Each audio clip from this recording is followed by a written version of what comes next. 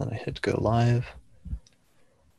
So it says it's streaming. So there's usually like a 20-second delay is the only thing, is everybody on YouTube will be seeing it 20 seconds before us. So for those of us joining right now, Kelly Surtees and I are going to be recording charts, or we're going to be doing a recording of the Astrology podcast today, where we're going to take some charts that have been sent in by members of the audience or members of the podcast listeners, and basically showing our approach to delineating them. So we're still getting set up right now. It looks like some people from last night have already joined us over in the chat room. Let me give you the link for that, Kelly. Okay, cool. So we're still getting set up, everyone who's already here, but we'll be going here in just a few minutes. So I think that's the link. Let me see if I can post on Facebook. Okay. Are you going to keep the YouTube link up as we go?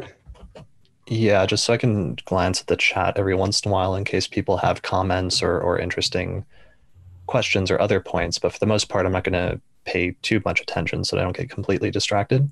Okay, perfect. Because of the delay. Yeah, we did this once before, didn't we? Yeah, we were doing it a year and a half ago, but then we stopped for the forecast episodes. Okay. Okay.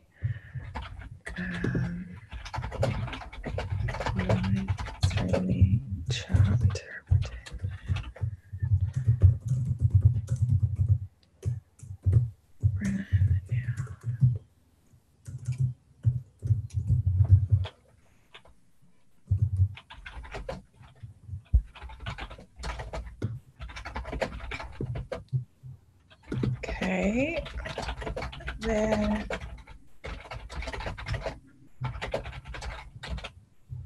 Did it work? Yeah, the link's definitely good. I've just posted it on Facebook. And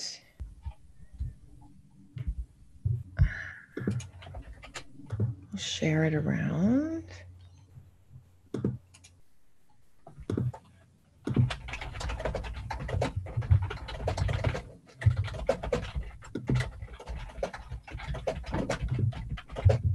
Yeah, I just had to stop playing the YouTube feed because it is 20 seconds behind, and also extra audio. I just went ahead and muted mine.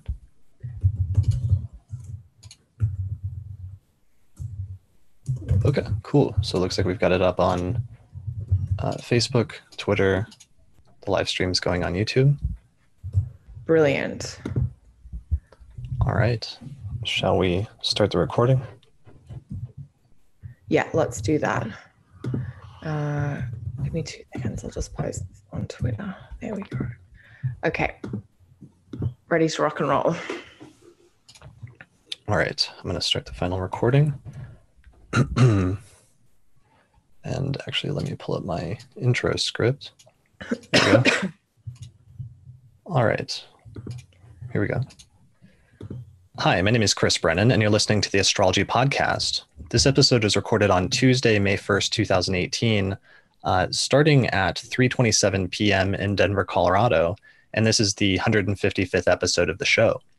For more information about how to subscribe to the podcast and help support the production of future episodes by becoming a patron, please visit theastrologypodcast.com/subscribe. In this episode, Kelly Surtees is joining me to take some questions from patrons and other listeners of the Astrology podcast about their birth charts, and to demonstrate how we would go about answering those questions from a technical perspective. Hey, Kelly, thanks for joining me today. Hey, Chris, thanks for having me. I'm excited for our little experiment today. Yes, so this is an experiment. I've been wanting to do something like this for a while. So this is a sort of twofold experiment. On the one hand, we are experimenting with, demonstrating how a professional practicing astrologer would actually go about answering questions from a client, and what sort of techniques and what our technical approach is to answering certain types of questions. And then on the other hand, I'm also doing an experiment with live streaming, where this episode is being live streamed to YouTube right now. And there's a live sort of chat box where we can take some questions or comments from listeners. So I'm not going to be able to focus on the chat box too much because I don't want to be too distracted from the matter at hand. And in the future, I'll probably have like a moderator or somebody who helps to take questions and stuff from the chat room. But yeah, so part of the genesis of this is that I haven't been doing consultations for a year or two ago. I stopped when I was writing my book to focus on that. And then once I got the book out, the podcast has really dominated a lot of my focus and my time each month. So I've been wanting to get back to reading charts, but I wanted to find a way to merge that with what I have to do with the podcast at the same time. And I thought this might provide an interesting opportunity for doing that by, taking a bunch of questions from listeners and then actually going through how we would interpret those charts in a podcast episode. So that's part of the experiment today. Very cool. Cool. All right. So so thanks for joining me. Let's go ahead and start. I'm going to share the chart for right now. So we did get some charts and questions submitted. You did a call out, didn't you, Chris? Yeah. So what we did for this one, we were a little unsure about whether to take them live. So I actually did an experiment last night where I did my first live stream and I just like took questions from the audience. And that was actually kind of fun and interesting. But it's a little bit more of like a wild card in terms of you're not really sure what you're going to get. And you just sort of do things on the fly. So today what we did is we took some questions ahead of time and then I sort of ordered them and wrote them down in a document and cast some of the charts ahead of time. We didn't otherwise do any prep for this. So this is still largely on the fly, but it's a little bit more of a middle ground between just like taking questions live from the audience versus basically prepping ahead of time, like doing a normal consultation. So part of the purpose of this, though, is to show off what an astrologer's approach would be to answering certain types of questions.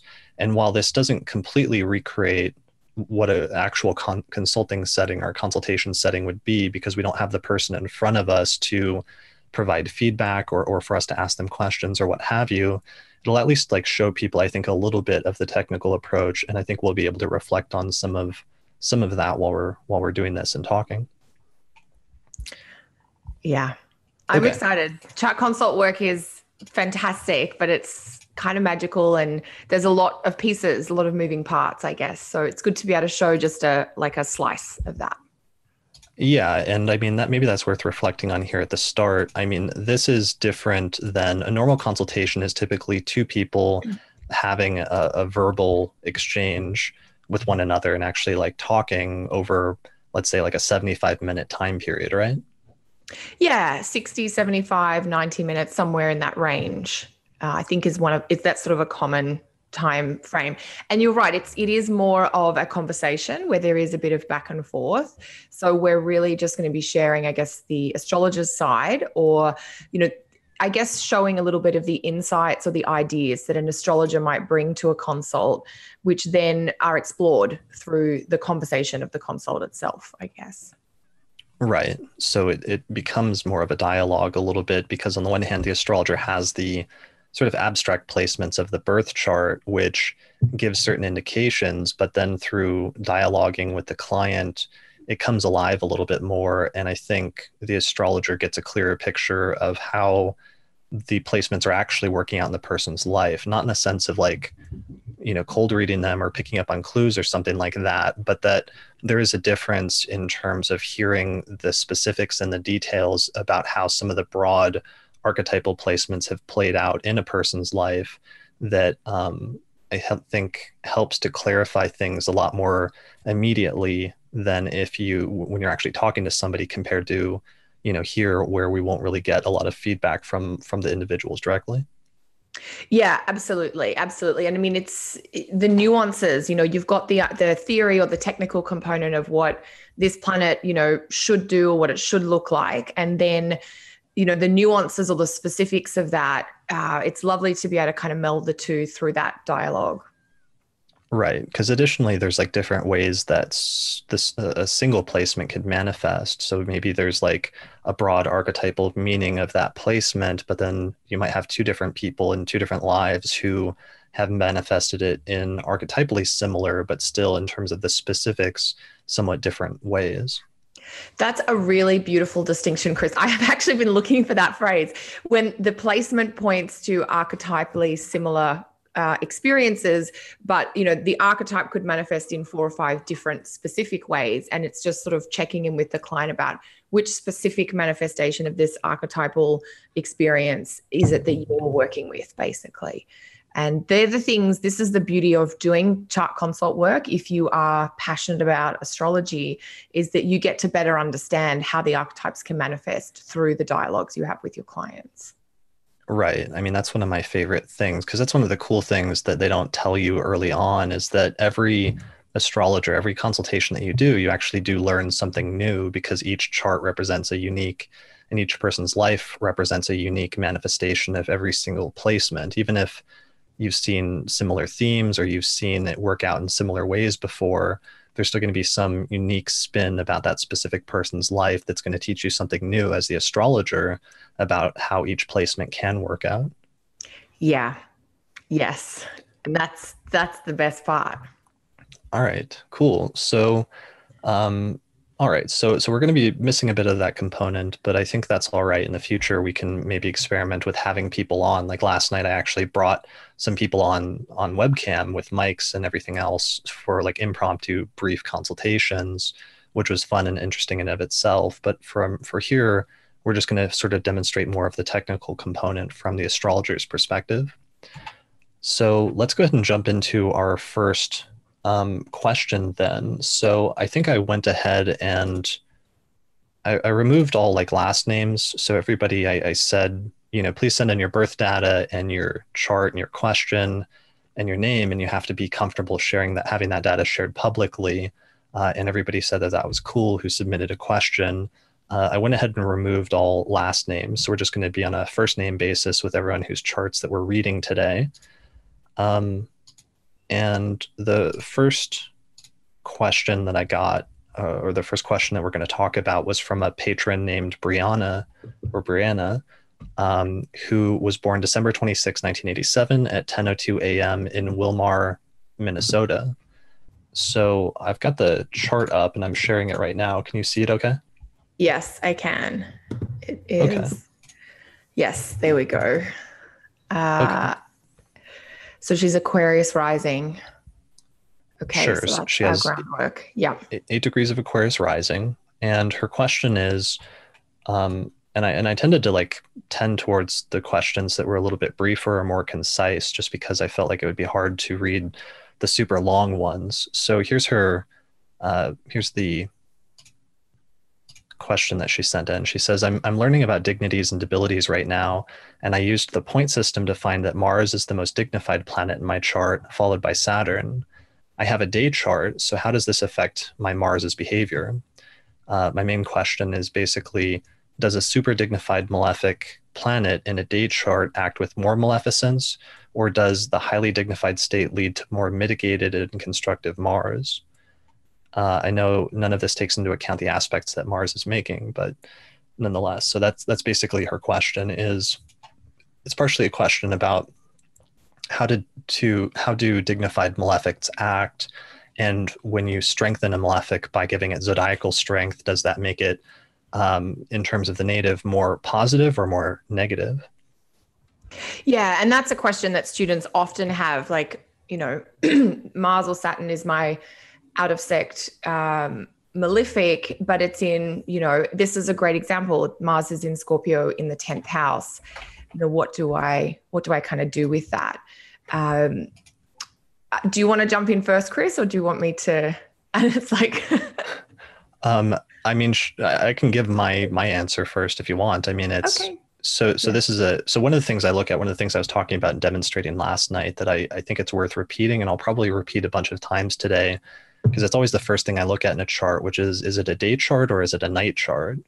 So Brianna was already familiar with this concept of sect, and so she was already taking it for granted as part of her question, but it's part of the sort of underlying presumption underlying the question, which is why Mars would otherwise tend to be the more challenging planet in her chart. And it's because she has a day chart because the sun is above the horizon in the top half of the chart. So automatically right there, just based on sect, we would know that Mars is going to tend to be more challenging for her because she has a day chart, whereas Saturn is going to tend to be more constructive because Saturn acts more constructively in day charts. If this was a night chart, then it would be the reverse, and Saturn would be more challenging and Mars would be more constructive. So part of the thing underlying her question is Mars has already been identified as the more difficult malefic in her chart because she has a day chart. However, because Mars is in Scorpio and therefore has some zodiacal strength because it's in its own sign, does that therefore mitigate Mars and make it less malefic, or does that strengthen it in a negative way and make it more malefic? So my answer to that is actually that dignified malefics tend to act better. And this is both the traditional answer to this question as well as the one that I've found in experience, that when a malefic is dignified by being in its own sign or exaltation, it usually tends to act in a way that's more constructive and beneficial for the native. So that would be a positive mitigating factor as far as she's concerned, the fact that Mars is in its own sign.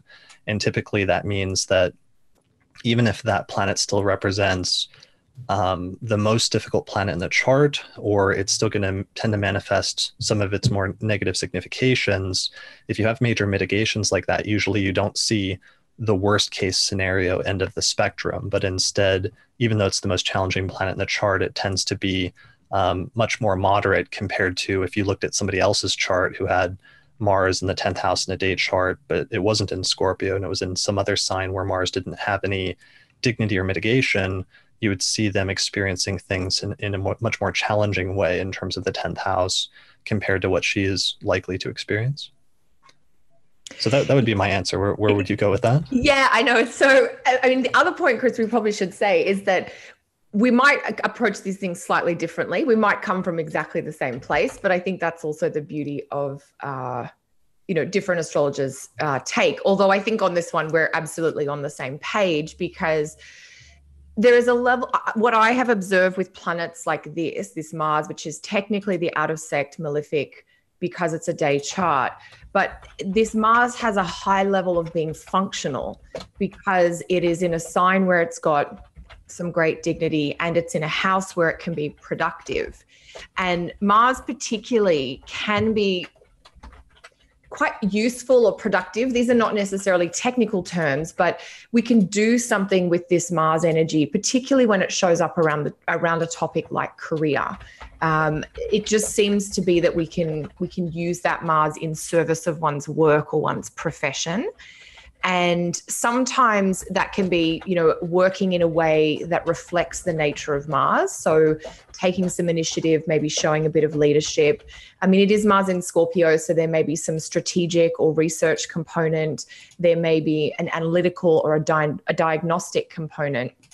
Because planets in Scorpio really like to kind of, dig in and sort of do that deep problem solving. So I agree. I think if you like, the technical term used is the mitigation factor, that this is actually a really well functioning out of sect malefic, and you're not going to see the classic problems, or you're not going to see extreme difficulties, I don't think, to do with this Mars. So I that's how I would go about it.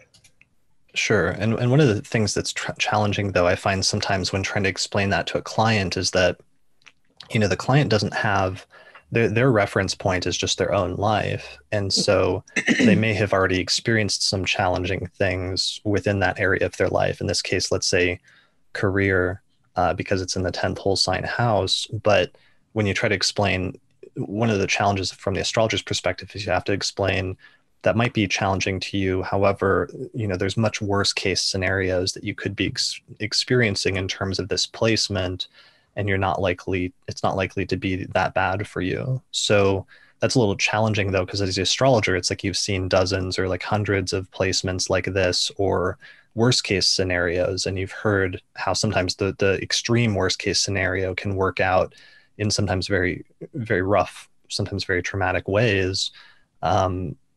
But it's hard to sometimes convey that to the client in terms of making them understand what the full range of possibilities are and how theirs is somewhere sort of in between the most extreme and the most mild.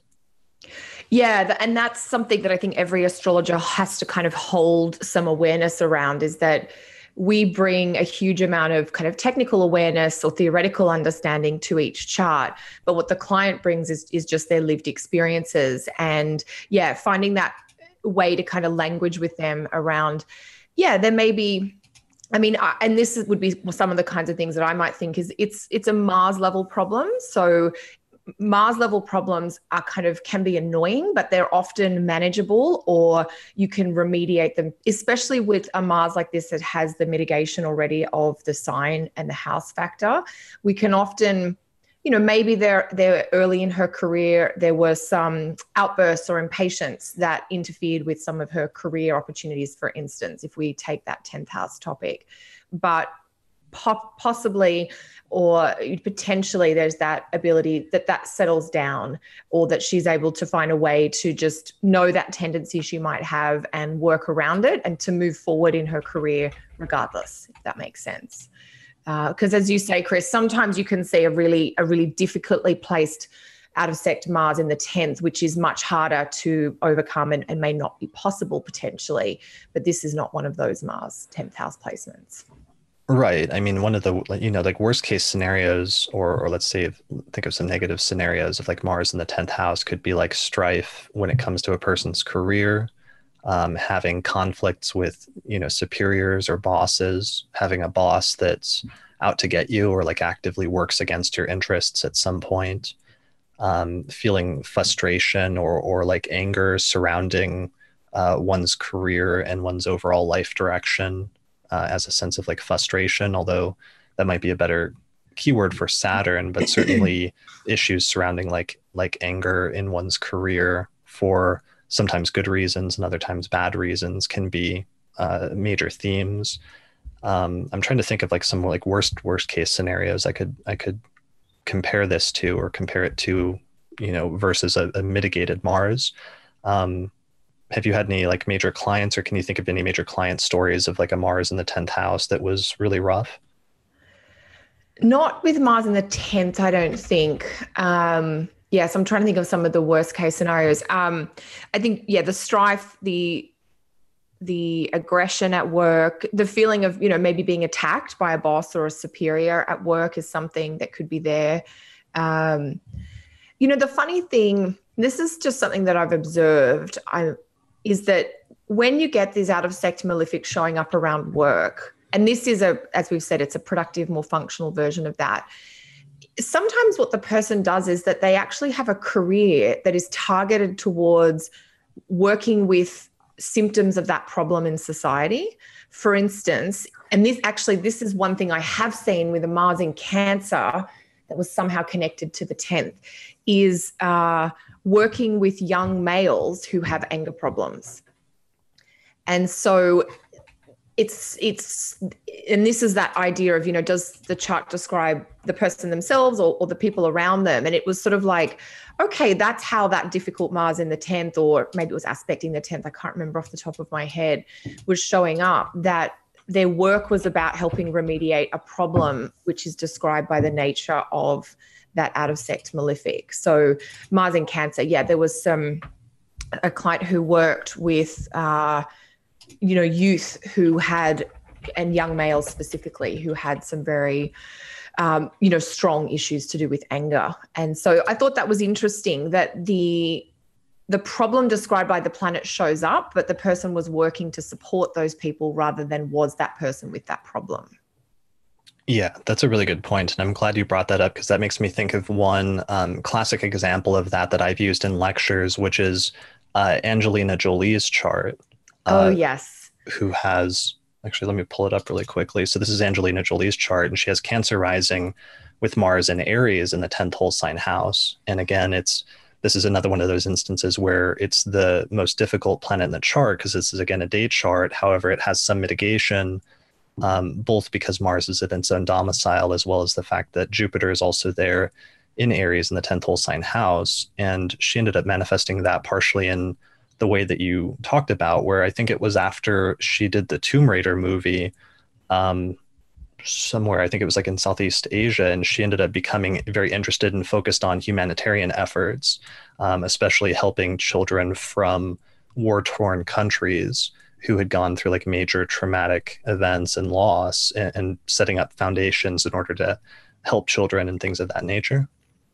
Yeah, this is a great example, Chris. I'm glad you mentioned this chart. Yeah, I think she filmed, or there's something connection to Vietnam, which is where Angelina adopted her first son from, I think. And yeah, working specifically with children who had suffered horrific physical injuries and trauma from war. So that's what you can do when you have some of these Mars placements, if you like, connected to the 10th house. Right. Yeah, And hers is interesting because the child part is being imported partially because it rules the fifth house, because Scorpio is yes. on the cusp of the fifth whole sign house, and then it's in the 10th. So it's sort of like importing those children's significations into the area of career and reputation. 100%. And I mean, this is also, I think, probably, well, I know I do it, Chris. I'm sure you've just done it. So yeah, what is the other topic tied to this planet? And in the client, or the listener's example, Brianna, I think she had Aries ruling the third house, perhaps. Right. And yeah, so and then this is a question, or this is something I would want to bring up with the client is, how are the topics of the third house, whether that's education, whether it's communication, whether it's strategy, whether there's some connection to sibling, how do they tie into this 10th house Mars, for instance? Right. Because then that's interesting in her chart, because she has Jupiter, which is in a day chart. So that's therefore the most positive planet in the third house, ruled by that Mars, which is then importing those third house significations of things like communication into the 10th. So that would definitely be the area that we would focus on in terms of career significations, but also, the potential for gifts or positive windfalls or abilities in that area that might be able to work out well or work out in a constructive fashion. Because that's the other thing about dignified planets and sometimes dignified malefics, is sometimes they can act as a special talent or a tool that the person is able to use to their advantage. Yes. And this is Jupiter in a fire sign in a day chart. So, I mean, it's Jupiter in a day chart, but just being in the fire. I know Jupiter technically takes all the power in fire in the night, but Jupiter in a fire sign just seems to be a little bit more productive. I mean, it's Jupiter in a day chart, so it's going to be helpful. Jupiter rules the midheaven degree. So it's interesting that there's sort of that connection between the ruler of the midheaven and the ruler of the 10th house by whole sign, that one is in the other's sign. Okay, right. That's a really good point. I didn't even catch that, but that is a good point, and that does bring Jupiter even more into the context of some of the career significations, because the degree of the MC falls in Sagittarius in this whole sign chart. Yeah. Yeah. So this is probably the point where in a session, the client is now feeling very excited or interested in some of the topics and points that have been raised, and will start to want to share their experiences or how this shows up for them. And that's the beauty of then, the conversation kind of carries forward from there. Right. Yeah. I wish that she was here right now, because we would talk to her and ask her some questions, and then there would be some either validation of or some, pullback and saying like, no, that's not been an area that's come up before, or some confirmation that, yeah, this is an area that I've gravitated towards career wise. And we would sort of have that dialogue and then continue to explore, because once you get that feedback, you're able to refine, which areas the life has already gravitated towards and which specific manifestation that's gone down. And then that becomes like a process where you can further clarify what's going on in the chart for both you and the client. 100%. And I was just thinking, it's almost like there's discussion, which is often, so initially when you sit down and consult, there's discussion, which usually you as the astrologer are going to be initiate or leading. Then there's an opportunity for feedback and exchange where the client will contribute or comment on what's been said. And that allows you, the astrologer, to refine what you're doing or where you're going. And then we just carry on and go deeper into the process. Right. Definitely. All right, but for the purposes of this, and at least for the limited purposes of the specific question that was asked, I think we've covered enough already.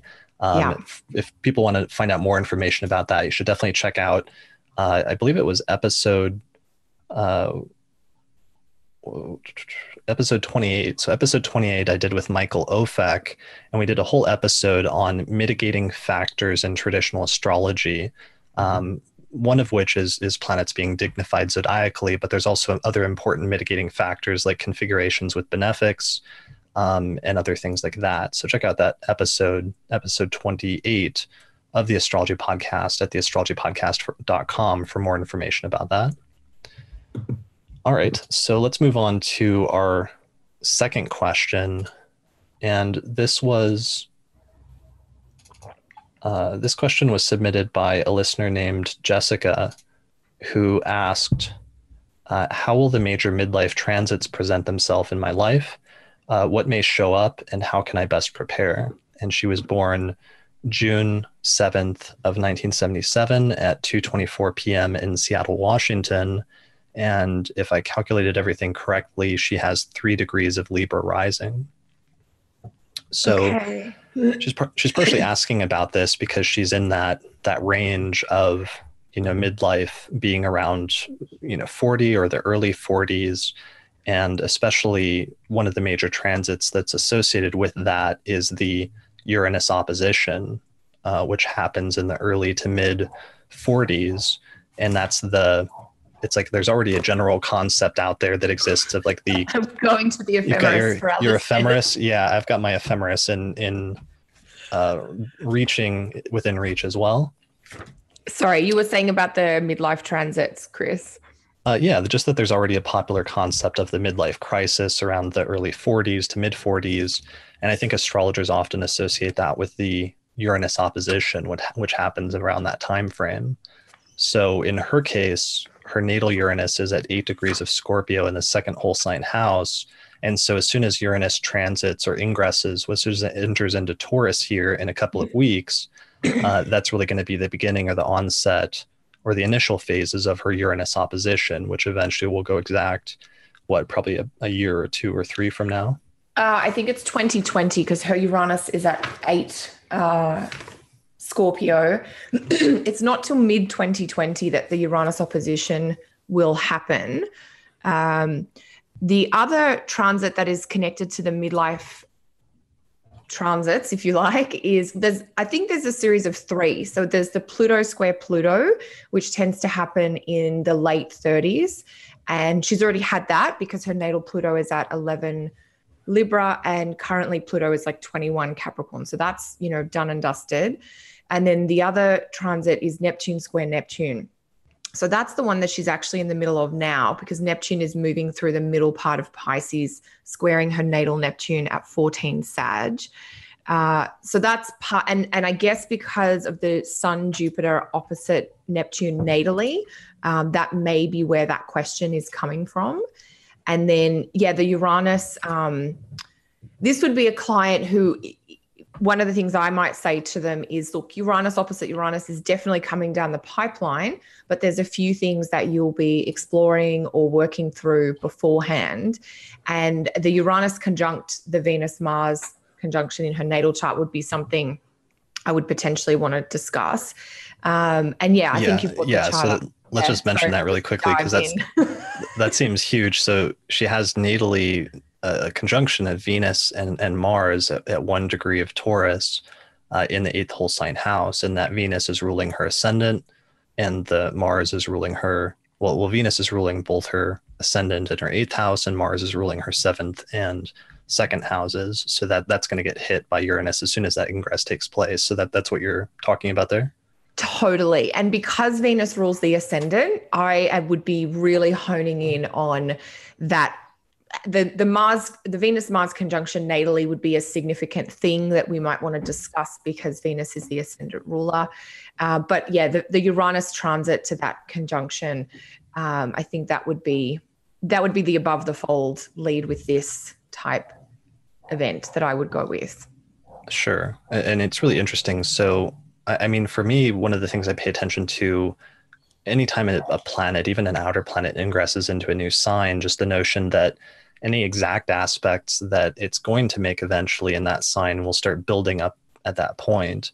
And sometimes that's going to be more of a quiet buildup, and other times it's going to be more obvious, but that typically, if you're paying close enough attention, there's some shift in the person's life at that point that ends where the circumstances that will eventually culminate at the exact aspect will start to constellate in the person's life at that time. So for me, it's like I think that Uranus opposition begins already as soon as Uranus goes into Taurus for her, but it's just not going to hit that full sort of high point or the full fever pitch until it gets to 8 degrees of Taurus and opposes her natal Uranus at 8 Scorpio. But the idea that things are already going to start changing is probably emphasized already by the fact that that Venus-Mars conjunction is so early in Taurus, and therefore you're already going to have this very important Uranian type event take place really early on after that ingress of Uranus into Taurus.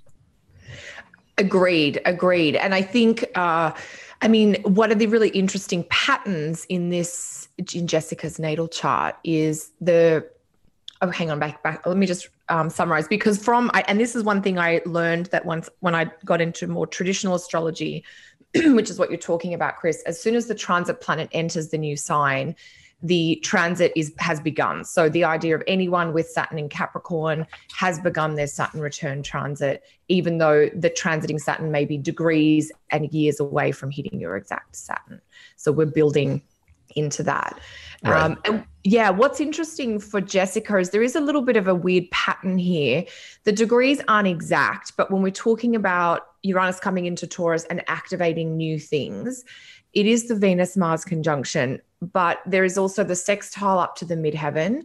And when the Uranus opposition becomes exact, transiting Uranus will also be sextile the natal moon, which I think was at 8 degrees as well in Pisces. Mm-hmm. And so I think you're on, like, I agree, Chris, completely that we're going to start seeing these shiftings, if you like, or these stirrings, this restlessness, this desire to, shake things up, make big developments, or to turn life upside down in some way that leads to more freedom or more independence from these Uranus transits. And it does, because for this client, it would be Uranus coming into the 8th house. It does make me think of changes to do with finances and how that can be part of the decision-making process. And one thing I've been observing a lot is the 8th house. If this person, Jessica, is in a relationship, the financial change may actually be to do with a partner, a romantic partner or a business partner that then has that flow-on effect to her. It may be her own tax situation or an investment of hers, which tend to be a little bit more 8th house money topics. But there is definitely this feeling that we're getting... we're jumping on the roller coaster, and we need to think about differences. Yeah, that keywords for Uranus for me are always like unexpected disruptions or unexpected changes, and sometimes that can be constructive ones. Like sometimes it can come from within the person themselves, where they just suddenly have the urge to start making radical changes in their life. Other times it can be events that are either other people in the person's life or other circumstances where that energy sort of comes into their life from the outside. And there's this notion of sort of unexpected radical changes. For her, it's interesting that there's like a blend between those two, because normally if it was like the ruler of the ascendant and it was like in the first, or it was in 1 degree of Taurus, we would say maybe some of those changes are going to come from within you, or going to have to do with you specifically, since the ruler of the ascendant is the planet most closely connected with the native in the chart. But the fact that Mars is also there conjunct Venus in the same degree at 1 Taurus, and it's ruling the 7th house, makes me think that it's also tied in with a partnership, either if she's already in a partnership and some unexpected changes happening within the context of that, or if she's not in a partnership, then some sort of relationship coming into her life that ends up changing things in an unexpected way. Completely. And that's one of the signatures within the fabric of this natal chart, is that the ruler of the ascendant and the ruler of the descendant are conjunct. So there is that sense of, those two things, or those two parts of life are activated in tandem all around at the same time.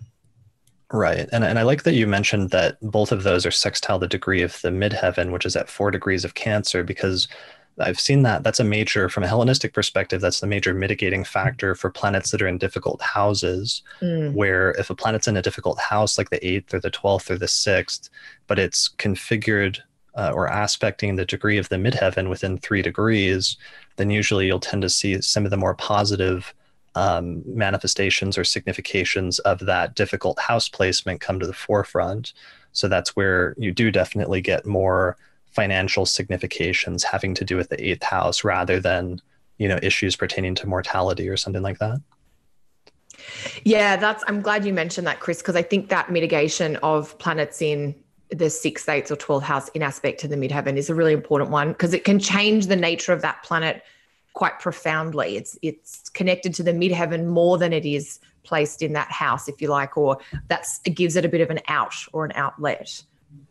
Yeah, because it's another one of those things, just like with sect, where so much of the discussion and like the generation of astrologers that came in the 1960s and 70s and 80s that were really into modern psychological astrology, and they would look at things like the Saturn return or a person's Saturn placement, and they would see that, well, some people go through that transit and it works out very well, and other people go through it and it's a disaster.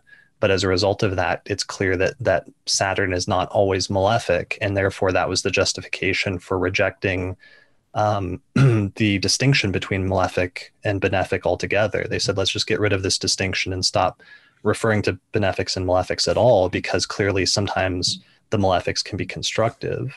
But then that's where the concept of sect comes up, where there are technical reasons why sometimes one person's Saturn placement can work out more constructively and another person's Saturn placement can work out more in a more challenging fashion. And sometimes you can see that if you're paying attention to specific technical things in the chart.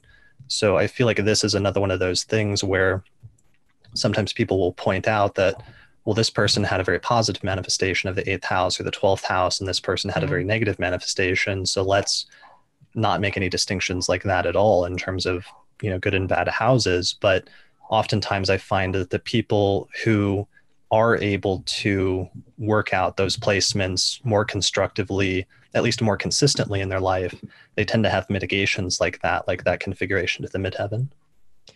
Yeah, it's really such a powerful point. And it's almost like a bit of a lesson or a clue as to the importance of having the whole picture or the whole process rather than just one part of it. Yeah, exactly. And then I think, because this question was about, how might the midlife transits trigger her?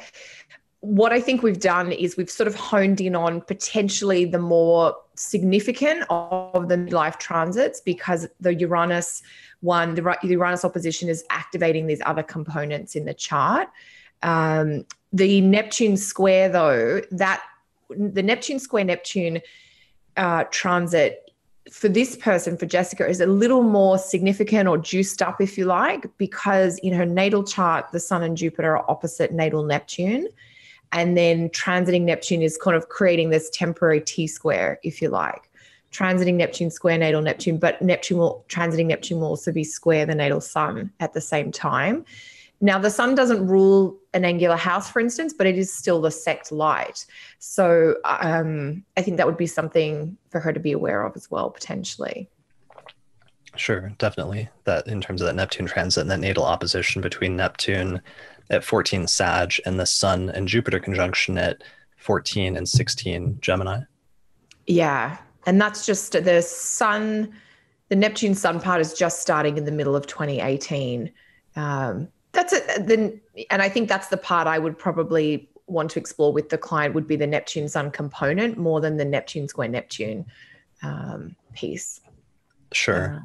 Yeah. Yeah. I mean, that can be a really interesting transit in terms of, one's, I mean, it's almost like it almost sounds cliche and kind of like modern and psychological, but one's like sense of self and Neptune passing over that and going through a period where you don't have a lot of clarity surrounding that, or you have a lot of questions and a lot of nebulousness surrounding who you are. For her, I would think that that's going to have to do with questions surrounding what she believes and what her belief systems are, and suddenly a much greater sense of maybe not porousness, but like ambiguity surrounding what her beliefs are and what she thinks about the world, because the Sun is in the 9th house, or that Sun Jupiter conjunction is in the 9th house. But then also because the Sun is ruling the 11th house of friends, that somehow issues surrounding groups and friends and social movements that she's a part of, and how those are tied into her belief systems, that's part of the underlying sort of complex that natal, or that transiting Neptune square is activating, is some questions and some nebulousness surrounding those topics in her life. Absolutely, absolutely. And it is, I mean, I know it does feel like a cliche, but those words, those Neptune keywords or those Uranus keywords, they do exist for a reason. The ambiguity, the uncertainty, you know, that just sense of, I'm not sure who I am anymore, or I'm not sure what I believe, and I'm not sure who my friends are, or I'm not sure what my place is in this group or this organization or in this community. And it is confusing. I mean, and I think one of the phrases I often share with clients around Neptune transits, particularly to the sun, is it's about, well, Neptune transit, I guess these are just Neptune keywords. It's about slowing down. You know, if you're driving on a foggy highway late at night, which is the feeling of what being in the middle of a Neptune transit is like, you have to go a bit slower, and you're trusting your instincts rather than reading the street signs, because you can't actually see the street signs anymore. So it does draw you into more of an internal space. And it's just a bit sort of messy and fluid, and it's not clear, but that's part of the process for the length of that, the timeline of that transit. Sure. Yeah. And I mean, I think ultimately it should be more positive, because that's probably the more positive area of her chart, just having a day chart with that Sun-Jupiter conjunction there in the ninth whole sign house. And then speaking of that Saturn placement in the 11th, that's the other final major sort of quasi outer planet transit that she would have during the quote unquote midlife crisis, is her Saturn, her second Saturn opposition, which will start happening as soon as Saturn moves into Aquarius in what, like 2020? Yeah, I think it's December 2020, just to keep all the conspiracy theorists happy. Yeah, which, well, and we'll have the Jupiter Saturn conjunction. That's a story for another Aquarius. time. In Aquarius, Sure. yeah. So yeah, so it's December 2020. Okay, so that's another major one that will be coming up, is the Saturn opposition, and that tension between whatever that 11th house placement is, in terms of what earlier in her life, Saturn in a day chart in the 11th often manifests as like difficulties or inhibitions or fears surrounding friends and groups, and just the process of making friends or being in groups, but then later on becomes a strength as she gets older, especially after the Saturn return, and something that she becomes more comfortable with. But there are still occasionally surmountable difficulties that come up within the context of that topic at different times in the life. Yeah, and I'm really glad you mentioned this transit, Chris, because I think it often gets overlooked as a midlife sort of thing. And I sort of feel like this, you know, the Saturn opposition that happens in the early 40s, it's like the middle of the middle cycle, and it really does create this sort of pivoting or shift around a person's Saturn experience, or the nature of the Saturn story in their chart. And, you know, all the other sort of outer planet transits aside, I think this is really critical or fundamental to the creation of one's backbone or strength for the second half of life. So that's a really good one. Yeah, I'm glad we mentioned that. Definitely. And that's one where, you know, if she was here, we would talk to her and we would ask her some questions about what her Saturn return was like between, I guess it would have been between 2005 and 2007. And because that would have set the stage for the next 30 years of Saturn then moving around her chart, and especially reaching some critical turning points when it hits those hard aspects. So when Saturn transited through Scorpio a few years ago and made the square to its natal placement, and then whatever was initiated at the return back in the mid 2000s, reaching another critical turning point when Saturn goes through Aquarius and hits the opposition. So yeah, and that's a really fun, useful thing to do with a client, is to work back at those intervals. And Saturn is probably the best cycle to do it with, but you can do it with Uranus or Neptune. Certainly you can do it with Uranus. But yeah, going back to those square points or those previous conjunctions, just to pull the story forward. What happens when this planet makes a transiting aspect back to itself for you, and how do you want to kind of go forward with that insight? right, because I mean, that's one of the greatest keys I've always said this, especially about perfections and zodiac releasing, but it's also true of studying outer planet transits in general, that the greatest key to prediction in astrology is studying a person's history and their past and figuring out what their past life trajectory is up to this point and how that meshes with their chart, and then projecting that out in the future based on the transits and the other major alignments that you see coming up.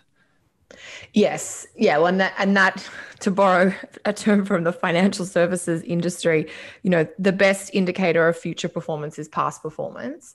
So whatever's happened in the past, we're going to see coming forward. And because what we do when we do this, as you're saying, Chris, is we're starting to build a narrative or a set of themes and topics that are specific to that planet in this chart. So it's like getting to know how this planet shows its qualities specific to the unique features or nuances in the chart at hand. And this is the beauty of working with astrology over time, whether people are doing it for themselves or you're working consistently with one astrologer over time, is both of you really start to get to know how the chart responds and what tends to stir up certain topics or certain experiences. Right, definitely. And what specific, like 11th house manifestation of that Saturn transit has been experienced in the past, because then there's a greater likelihood of that being the direction it goes in the future.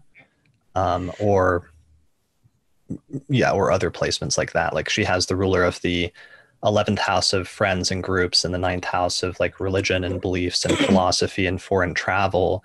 And for her, that might work out one way. There was a chart that we looked at last night for a guy that was here named Occult Fan, or that was his handle. And he had the ruler of the 11th, I believe, and the ninth, or vice versa. And when I was sort of delineating that, 11th house of like friends and groups and ninth house of religion and beliefs and philosophy. And he said that over the past few months, he had just become a Freemason. And so that was how he was manifesting that transit in a unique or specific way. Whereas I've seen other people who, became involved in astrological groups. So a group of like-minded people or like-minded friends who have a similar focus on a particular philosophy or outlook. So knowing which specific manifestation the person has gone with in their life, after you've identified the broad archetypal sort of direction that it should go in, can then be useful for being able to make more specific statements about the future. Yeah, absolutely. Absolutely. Cool. All right. Well, I think we've covered a lot then in terms of this. Do you want to make any final statements about this one, or shall we move on? I'm happy to move on. I think we've answered the questions there for sure. Okay, cool. So, I'm going to see who's next. Let's have a little look. I think the next one is from a listener named Eunice. Yep. So she says her birth data is December 25th, 1995 in Santa Clara, California at 2:22 p.m. She has 25 Taurus rising. She says, her first question is, am I bound to have terrible friendships? My 11th house ruler is in the 8th house and my Saturn is in the 11th house. So she's talking about, she has Taurus rising and Saturn is in Pisces in the 11th whole sign house, and it's ruled by Jupiter in Sagittarius in the 8th house. She says, I struggle a lot with forming good friendships and keeping them. And then she has a secondary question, but that might be sort of separate, or we'll hold that for now and maybe focus on the first one. Okay. So she has trouble forming friendships. So this is where I'm like, okay, what trouble do you have forming friendships? Is it that there's trouble meeting people, or that there's an imbalance in who's sort of giving and participating within the friendship? I'd be a little, they would be some of the questions that immediately come to mind. There's two interesting things that I see right away. Yes, the ruler of the 11th is in the 8th. I'm not sure just that would make me say trouble with friendships. I think it could be that the nature of friendships are exploring 8th house topics, could be one other possibility. This reminds me of a chart because I have a There's someone in the chart circle that I've got that I know that they had a lot of friends who passed away. And this chart actually doesn't have what that other person has in their chart, but because the rule of the 11th is in the 8th, maybe that would be something to discuss. The moon What was that? Wait, she had a friend who... I know someone who has a lot of friends who've died. Okay. And it's weird, like every few years, one of this person's friends seems to have some sort of experience and dies. So I just checked their chart. The ruler of their 11th is combust the sun, which is different from this.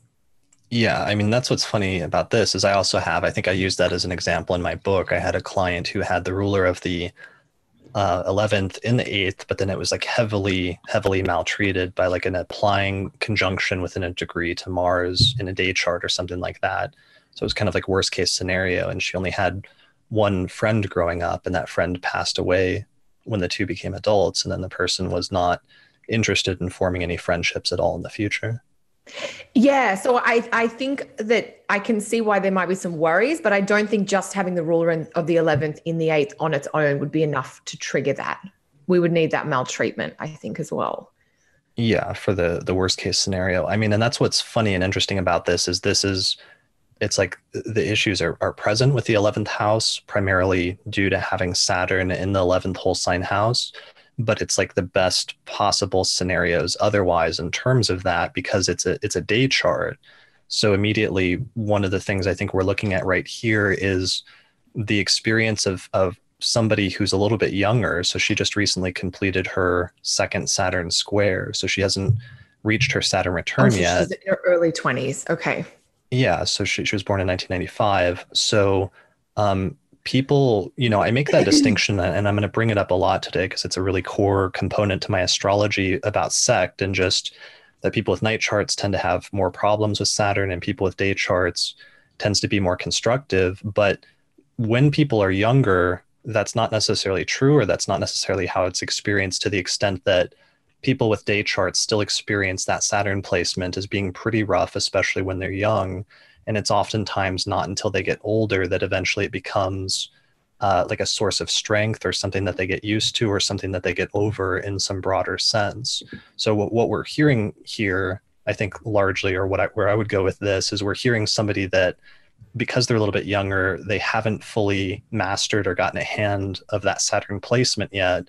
And so they're dealing with some of the common themes that you might expect from Saturn in the 11th house, which is, Saturn tends to be more restrictive. It tends to say no to things. And if it's in an area like friendships, then sometimes it can say no to friends for whatever reason, in some broad archetypal sense, whether it's due to, internal fears on the part of the native. Sometimes where Saturn is placed in the chart from a psychological and a modern perspective, one of the things I've always appreciated about one of the modern approaches is the notion that Saturn indicates where a person has fears or apprehensions. So perhaps part of it is coming from the native themselves, and that they have great fear and apprehension surrounding that part of their life. And that's part of the reason it doesn't go as well as it could. On the other hand, sometimes it can just be things that are outside of the person's control, like bad luck.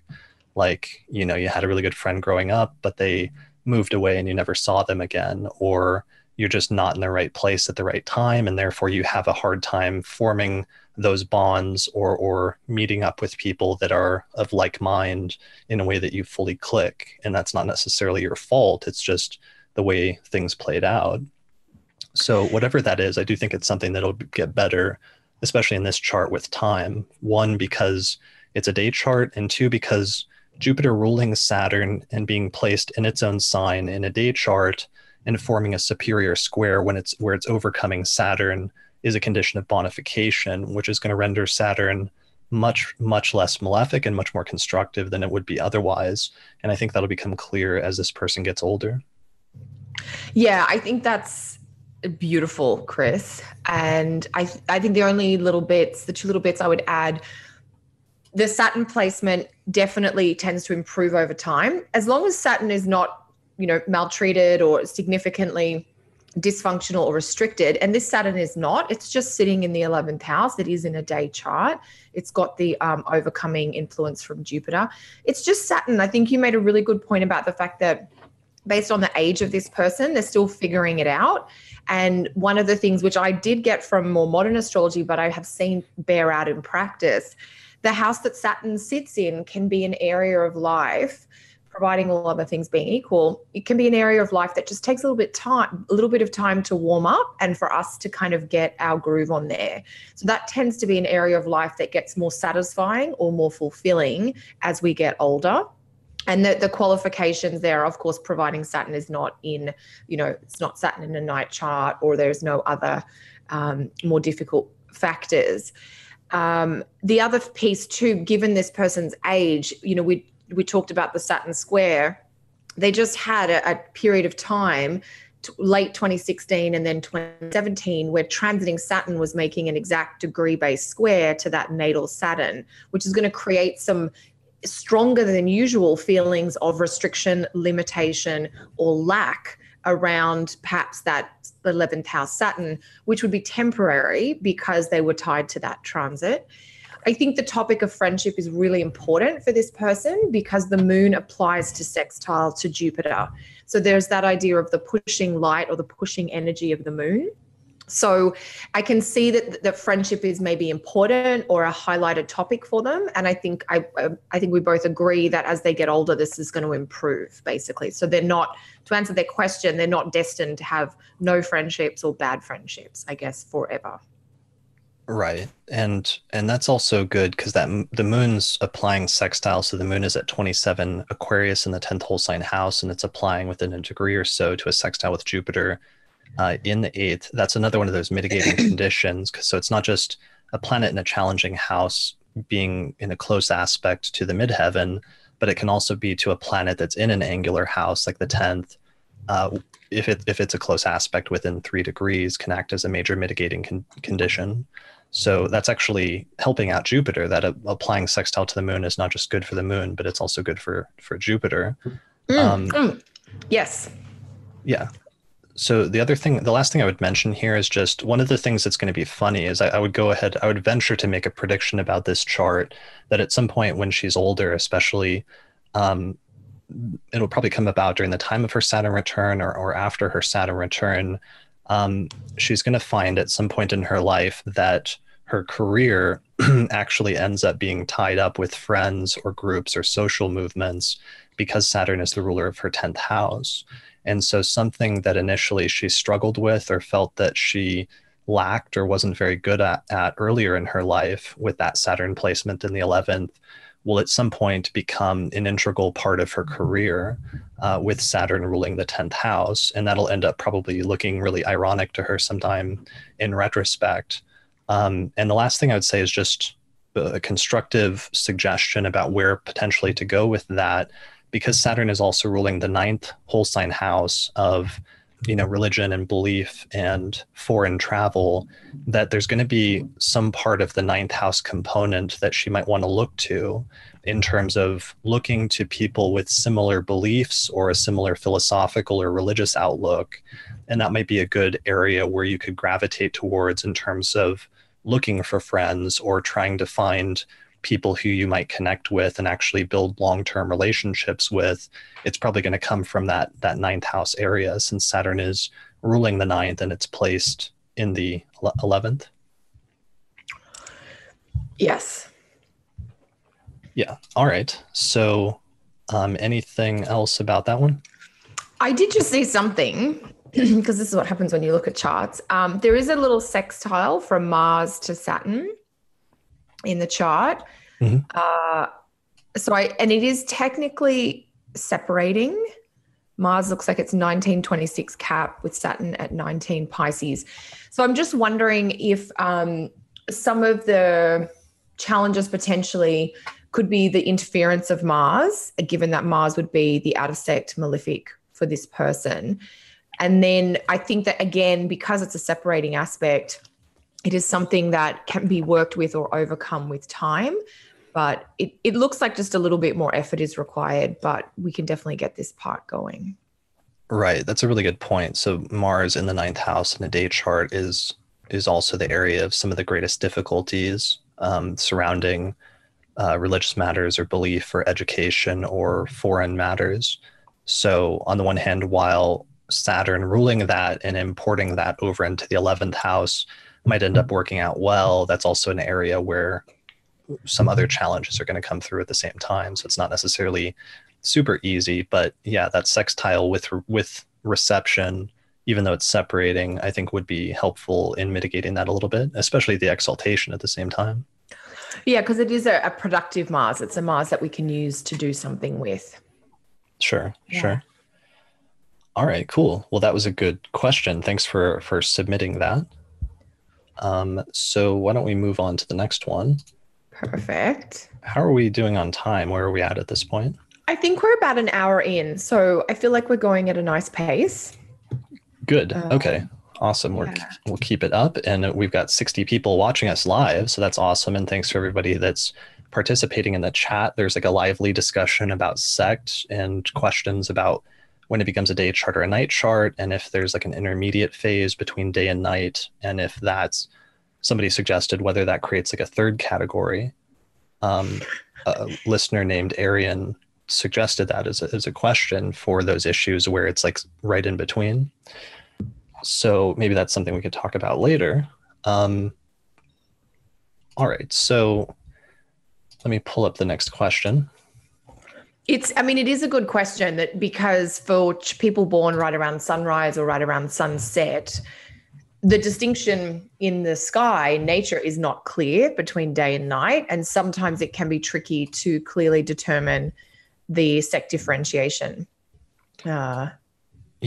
And we were going over this a little bit last night. And I think we have a question about it later, because there are some of those charts where it's really close to either the ascendant or descendant and just below the horizon. And you do have this question of whether it's still day or whether it's night at that point. And usually I've come up with a range where if it's like up to 6 degrees below the ascendant in the morning, then potentially it could be a day chart, or I've seen charts that act like day charts in that instance, whereas it tends to be a little bit tighter. The range tends to be tighter by the descendant.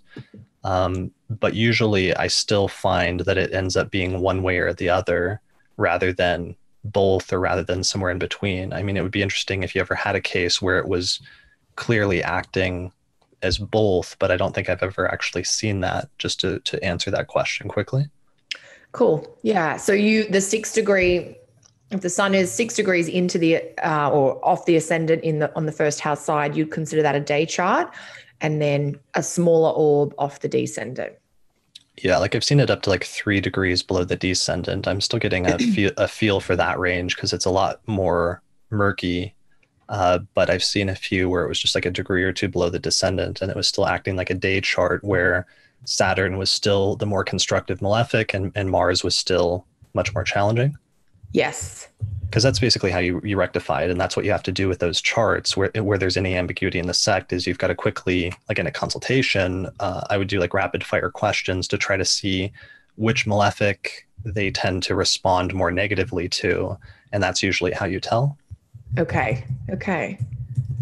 Well, and that's really how, if we're thinking about it from a consulting perspective, is sometimes you have to check in with the client to say, and it's not, you're checking in, do you have Mars problems or Saturn problems, or do you have Jupiter help or Venus help? You don't ask the question like that. You've got to come up with some phrases specific to Mars or Saturn in the chart. Do you have problems with friends because you have Mars in the 11th, or do you have problems with money because you have Saturn in the 2nd? And that can help clarify, I guess. Yeah, you've got to have a pretty specific idea of some specific scenarios for certain placements that you would expect. And then you've got to, like, Saturn in the 11th in the chart we were just looking at, and asking questions like, have you had problems with friends or forming friendships? But then you run into an issue where you've got to then gauge from an objective standpoint as the astrologer, whether those are like surmountable difficulties that they've had in their life, but is not like worst case scenario, or if they've actually experienced some really great trauma or hardship in that area that probably justifies it being the malefic being contrary to the sect or what have you. Totally.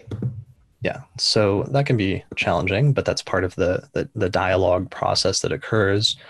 Okay, so let's go ahead and move on to the next chart. Next question. So the next one comes from a patron named Marin.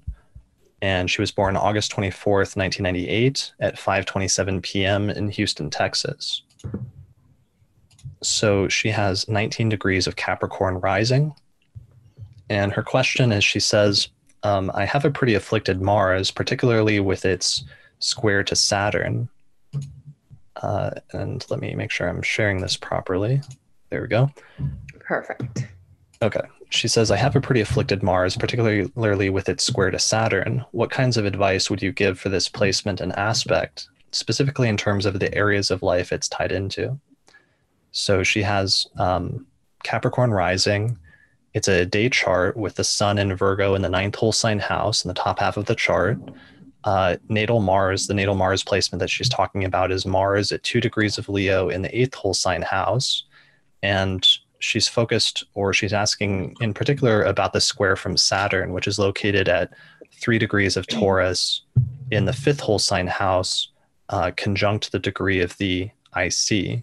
So hers is one of those charts where the degree of the meridian or the quadrant midheaven falls in the 11th whole sign house at 6 degrees of Scorpio.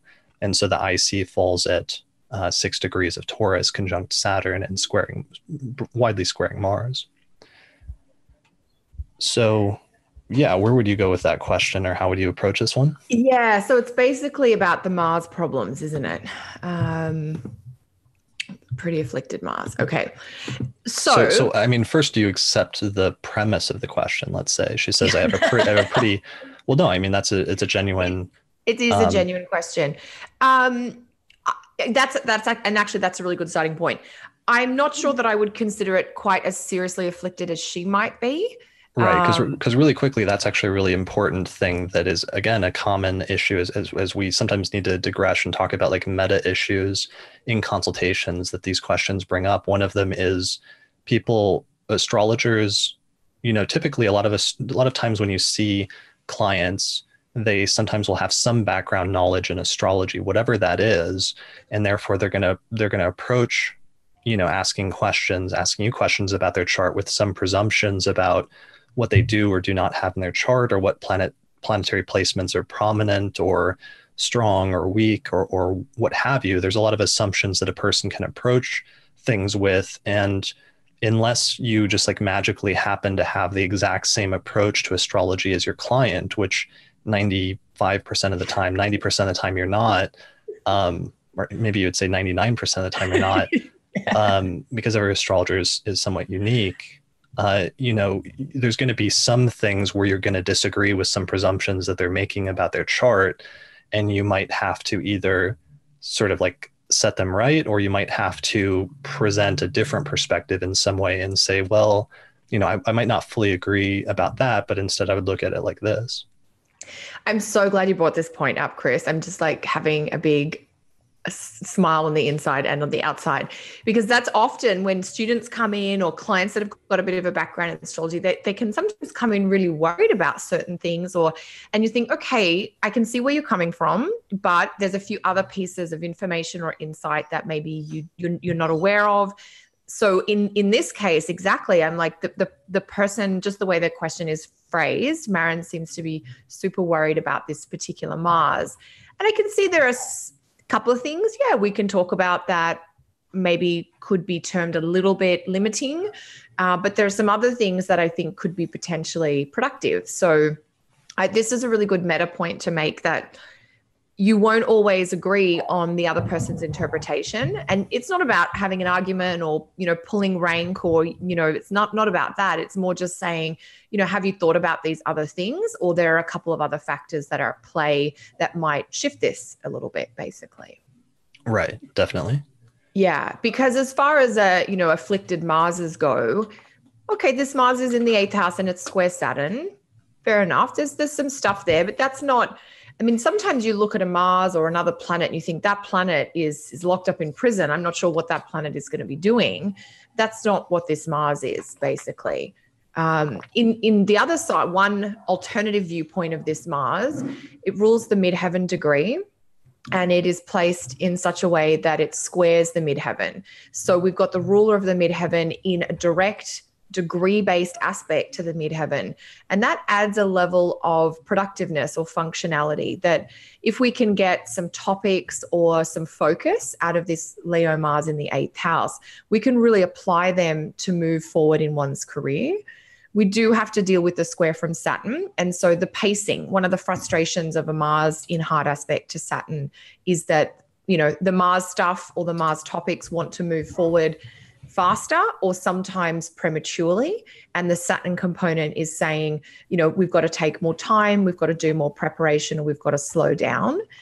Sometimes the way Mars-Saturn can be configured, the Saturn does become a blocking factor. Sometimes it's just a shift in pace, if you like. So that's kind of how I'd start with this, Chris. How would you dive in with this? Yeah, definitely. I agree with everything you just said. And I mean, one of the points I like that you made is that Mars is ruling the midheaven and it's closely configured to the midheaven within a few degrees.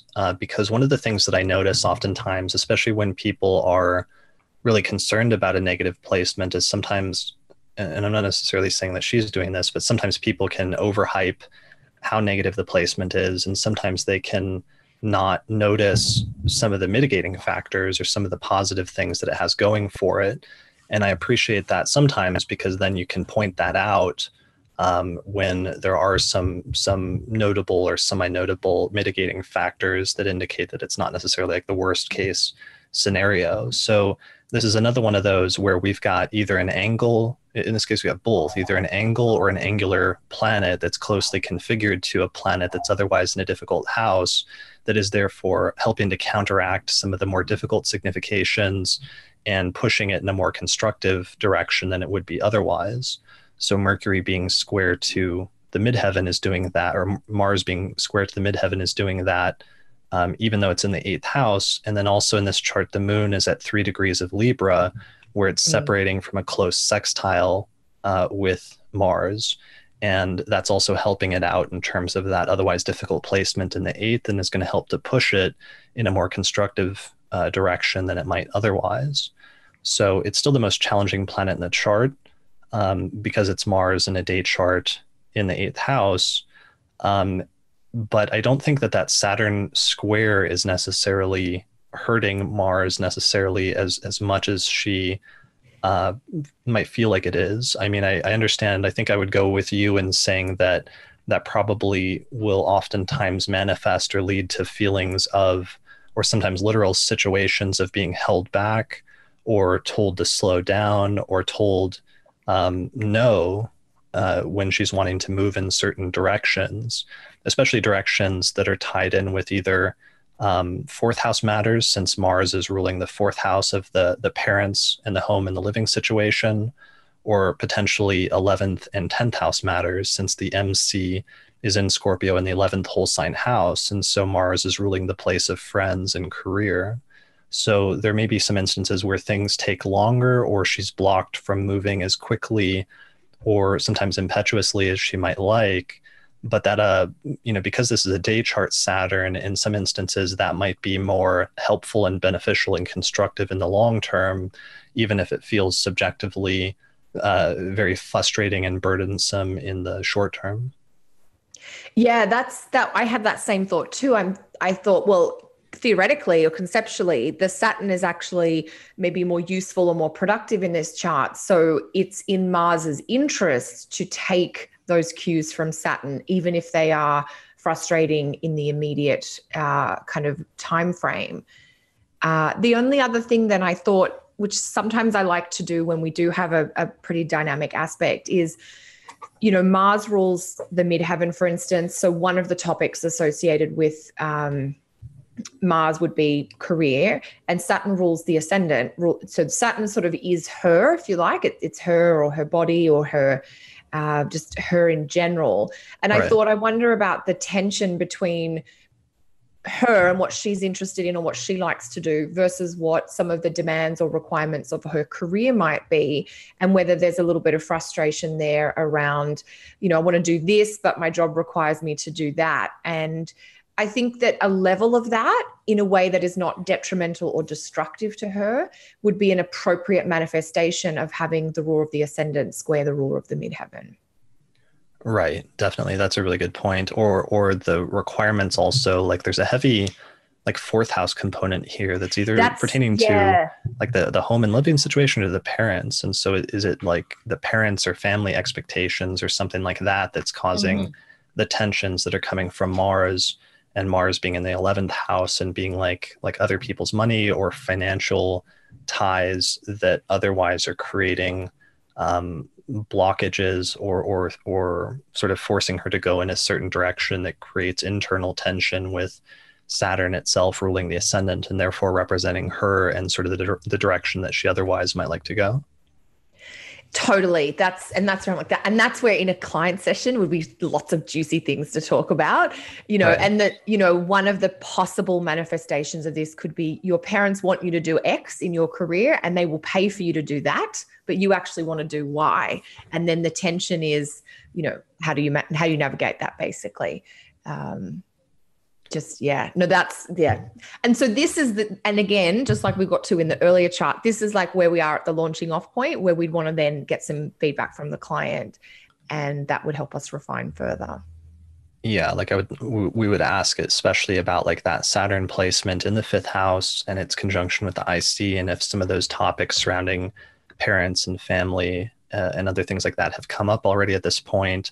I'd also want to ask about the transit of Saturn through Scorpio at the Saturn opposition that would have happened a few years ago that would have activated both of those placements in the Saturn Mars square, and what themes came up at that time, because we would expect to see a continuation of those themes starting in 2020 when Saturn goes into Aquarius and we have the next Saturn square that squares that natal Saturn placement and opposes the Mars. Um, yeah, there's a lot of questions and things we would probably ask in order to again just get a sense for the life trajectory with those placements so far, because we can identify the general area of the life and some of the topics that should have that it should be tied into, but actually figuring out the specific manifestation in her chart in order to have more context is a sort of crucial factor.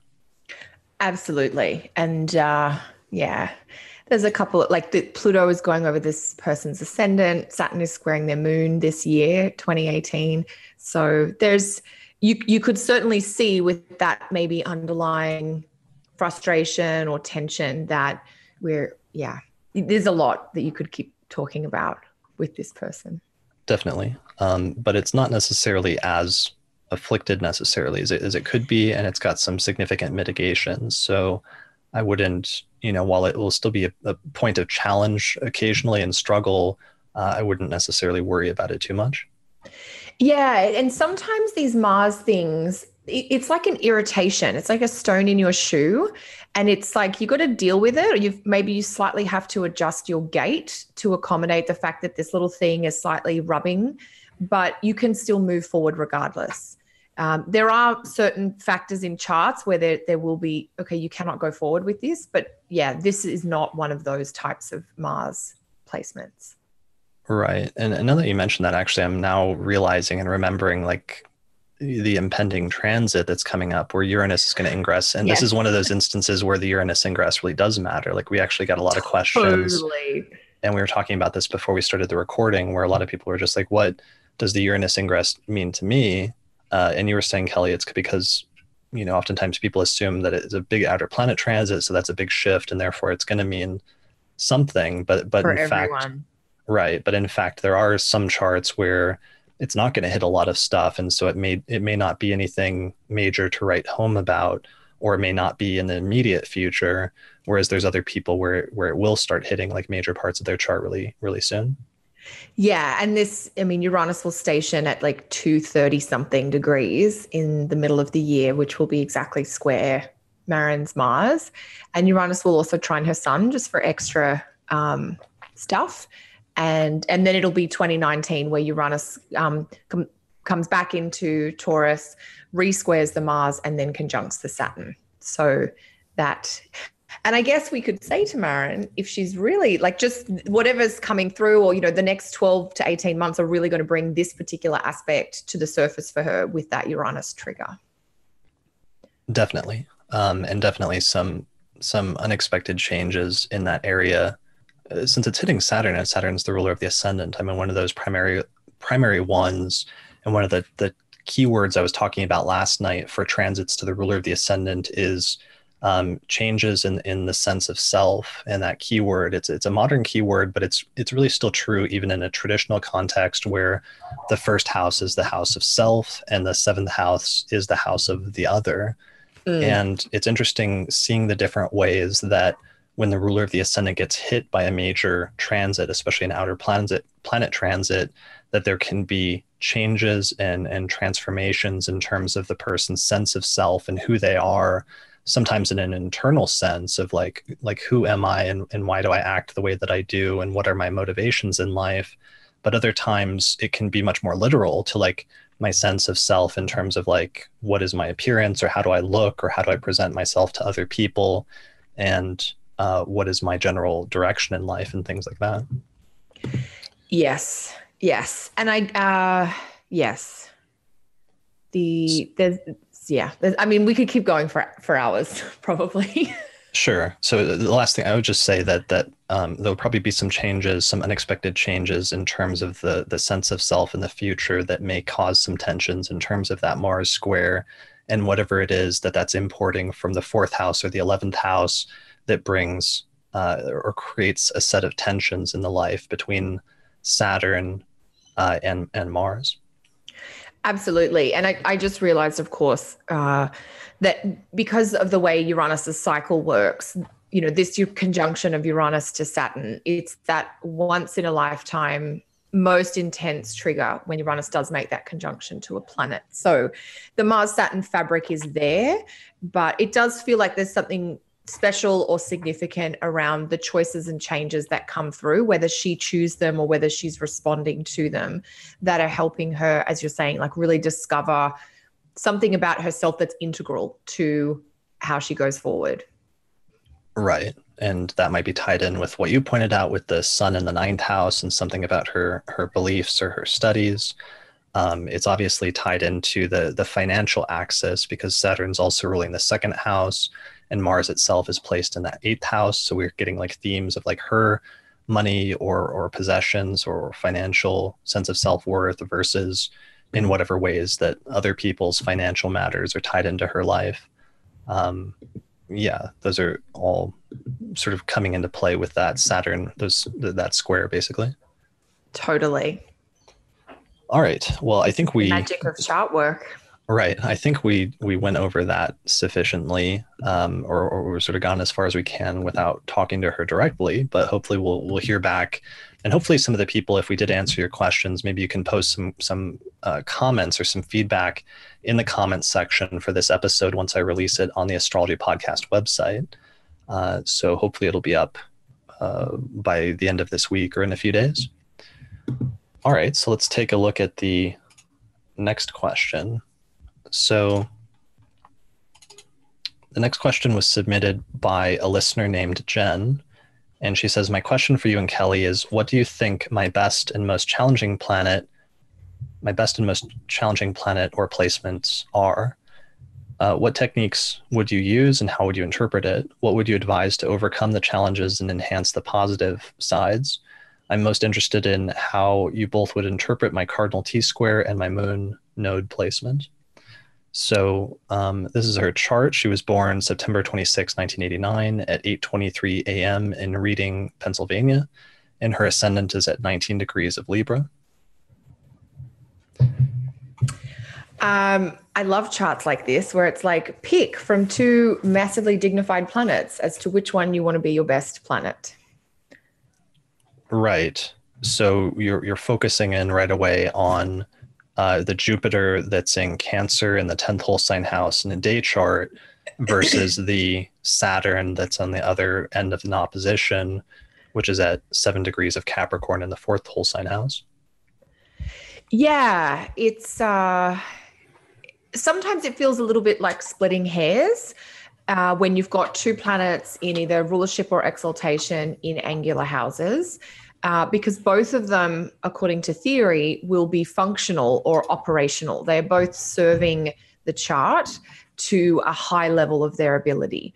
And then sometimes this brings in the question around, is a planet exalted stronger than a planet in rulership or vice versa? And again, they are coming from slightly different places. They both have different things to offer, but they're both offering those things, if that makes sense. So one of the things that I struggle with when I see charts like this is I wonder what purpose it serves to pick which is the better of the two when both potentially can be quite functional. And that's something that I always sort of sit with. Sometimes when I think, oh, do we want Jupiter or Saturn? I have a massive bias towards Jupiter, probably like most people, but there is a level of an inflated quality to a planet exalted versus a planet in rulership. And sometimes the more substantive or solid or stable possibilities can come from the planet in rulership. All other things being equal, which isn't quite the case here because the planet in rulership, Saturn, is sitting there right next to Uranus and Neptune. So, I mean, for me, I'd be weighing up between Jupiter and Saturn. Chris, would you have a different thought, or how would you approach that point? Sure. I would just say, I mean, if she's asking what is her best planet and what is her most challenging planet, again, it's just going to default partially to sect for me, where her ascendant's at 19 Libra and her sun is at 3 degrees of Libra. So the sun, she was born shortly after sunrise, basically making it a day chart. And therefore Jupiter, which also happens to be exalted in Cancer in the 10th whole sign house, would be the most benefic planet in her chart. That's true both in terms of sect as well as in terms of just zodiacal strength and house placement, because Venus is not necessarily, at least classically, like amazingly placed, being in Scorpio in a day chart in the 2nd whole sign house conjunct Pluto, although it does have a major mitigating factor from that superior sign-based trine from Jupiter, which is actually very helpful. Whereas the most challenging planet for her would not be that Saturn down there in Capricorn in a day chart in the 4th whole sign house, but instead it would be that Mars placement, which is in Libra in the 1st house. And because it's in the 1st house planets, because the 1st is the place where the earth and the sky meet. Traditionally in ancient astrology, it had to do with the meeting place between the sort of spirit of the individual as well as the body of the individual. And as a result of that, the 1st house always had this dual meaning of both the person's like mind and their character and their spirit, but also their body and their physical incarnation at the same time. So having Mars in the 1st house typically means that either there's, in a day chart, is typically going to mean there's some Martian type issues that come up, either with respect to the mind and the character, or with respect to the body and the physical constitution. Oh, totally. I completely agree. Mars is clearly the most problematic planet. So Chris, your determination of picking the best planet in the chart is just to go with the insect benefic, basically. Yeah, like for all intents and purposes and barring other major extreme mitigating factors, sect is automatically typically going to indicate that pretty well, that generally speaking, it's normally true unless there's major contrary indications that Jupiter is going to be the most positive planet in day charts and Venus is going to be the most positive planet in night charts.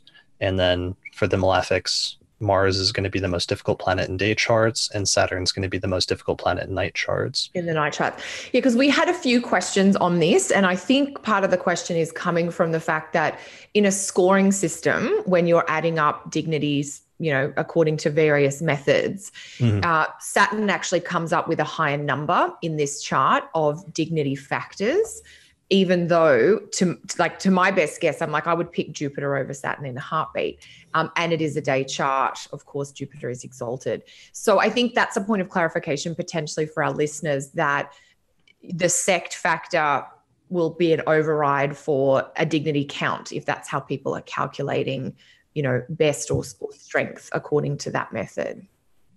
Yeah. And I think, one of the things I would say to that, because that sort of dignity method or that counting up comes more from the later medieval and from the Renaissance traditions, where they tended to move more towards a focus of zodiacal strength and point scores, under the premise that you could assign everything like a point, and then you can like tally it up, and you'll come up with a number, and one of them will be higher and one lower. But I think by the time they started doing that, the concept of sect had been not lost, but it had started to be misunderstood to the point where I don't think it was being applied properly, and therefore there was a mistaken assumption that it wasn't as useful as it actually is. So sect is like a hugely useful tool for figuring out not just strength of the planet, because it doesn't tell you how strong the planet is necessarily, which is more about its zodiacal strength, but instead sect is much more qualitative in terms of telling you which planet is going to manifest the more positive end of its significations versus which planet is going to manifest the more negative end of its significations. And if we're talking about like best and worst in a qualitative sense, then that's definitely the reason why I would default to focusing on sect. Okay, cool. Yeah, and I think one of the things with the point system is I've always understood it to be a bit of a guide, that it can sort of help you qualify things as you're pulling it together, but you don't really want to use the point system necessarily as an absolute, because it is only focusing on some factors. It's not taking into consideration things like aspect or other mitigations potentially. And so maybe that's something for listeners who are really stuck on the, how do I pick between two based on, different things? That could be something for them to keep in mind. Right. Definitely. Yeah. And then was there a part of this question from Jen around which topics are kind of maybe connected or affected by the best planet, worst planet in her chart? Because I could definitely say something on the worst planet topics. Yeah, go ahead. Did she ask that or no? Well, she asked basically, what do you think the most challenging and positive placement is? What techniques would you use, and how would you interpret it, which we've just gone over? And then what would you advise to overcome the challenges and enhance the positive? Okay. That's basically it. So she's partially asking like what area would it manifest, and therefore what way would you use in order to mitigate any potential issues? Okay. So with the Mars, which from the sect perspective is the out of sect malefic, so it's difficult. I would also consider the fact that Mars is combust the sun as a difficult, like it. So then we're weighing testimonies, or we're adding up the factors. This Mars has got a couple of things limiting it. This is probably one of the trickier Marses that we've seen today compared to some of the other Mars questions that we've had. Right. And Mars rules the 7th house where we have Aries, and the 2nd house where we have Scorpio. So the topics that Mars is responsible for or watching over, relationships and money, particularly to do with income, one's saving or spending habits, they to me would be the areas where I might be having a bit of a conversation around, are you satisfied, dissatisfied? These look like areas of your chart where there are perhaps some struggle, or there are some difficulties. Maybe it's taken you a while to figure these parts of your chart out, or you've got a bit of an issue specific to 2nd house or 7th house. And one thing I'm often saying when the planet is combust is that hidden feature, that things are, you're not always seeing things clearly, or you might be overlooking factors. And so we would have a bit of a discussion around that. I think in Ben Dykes' book, he talks a little bit about like a planet, and I don't want to sort of put words in his mouth, but the word I often get from Ben to do with a planet that's a bit tricky is this idea of something that's destabilizing. And so, it might be tricky to build up a steady flow around money, or it might require a bit more effort to try and get some stability or continuity in the realm of relationships. Yeah, definitely. I think I would focus in on that as well. And that becomes a really tricky one for me sometimes when interpreting a planet like Mars or a malefic in the 1st house, when it's the most difficult planet, when it's ruling something like the 7th house, because sometimes that doesn't end up at all being about something that the native themselves is doing, but instead it's something about the people that are coming into their life, and sometimes the relationships they have that sometimes end up being detrimental, or importing something that's challenging into the person's life that affects them in a direct or in a tangible way. And so that might be one of the sort of pieces of advice. Like if we were going to like go out on a limb and try to give like specific delineations of specific possible scenarios, that could come from that. It would be, and things you could do to help mitigate or avoid it, which would just be, be careful about the types of relationships that you get into and that they are playing a positive influence on your life, especially in terms of your own personal finances and possessions, and making sure that somehow your association or relationships with specific people aren't having a negative effect on you, either in terms of your body or your spirit, as well as your finances. Second house. Yeah, that's beautiful. That is, yeah. And it's funny because I start to think about, oh, that reminds me of this client where, when you were saying, is it the person themselves or the people they draw into their life with relationships, because the ruler of the seventh is in a bit of a tricky condition. Right. So that one of two things I've seen happen: either the relationships has been a bit of an unfulfilling or dissatisfying part of the life because they've attracted maybe difficult partners, or they've just had some Mars difficulties. They've had maybe some friction or tension in the realm of relationships. The other way I've seen it manifest is that they have drawn in a partner, they've got a relationship that is 80% great, and the other 20% is this massive problem that the person has to deal with only because of their partner's circumstances, basically. Right. And the specifics of that can vary widely, but that's the other way this can manifest, is that there may be a very sort of intense problem that is in this person's life because of like a weakness or a shortcoming of a partner that they're involved with. Right. And one of the things that's additionally tricky about this is that because it's under the beams, because Mars is in such close proximity to the sun, one of the ways that was interpreted in Hellenistic astrology was that there was something about the significations of that placement that are hidden or not able to be readily seen. So like Rhetorius delineates, when the ruler of the planet that signifies marriage in the chart is under the beams, it means that the person will be married in secret or will have a secret relationship. So this is one of those instances where it might be tricky even trying to have a dialogue about this placement, because some of the things that it's importing into the life may not be immediately evident even to the native themselves. 100%. And that makes me think of Princess Diana's chart, where the ruler of the seventh is Mercury, which is under the beams. It's a little further from the sun than this one, but it is still technically combust, I think.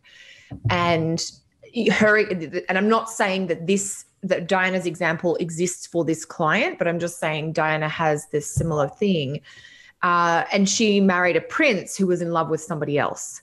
So within the context of her marriage, there were a number of secrets or hidden factors that only came to light after the fact. And I think that piece about the hidden or the not seeing, it is a tricky one to talk about with clients, but it can be helpful to draw attention to that.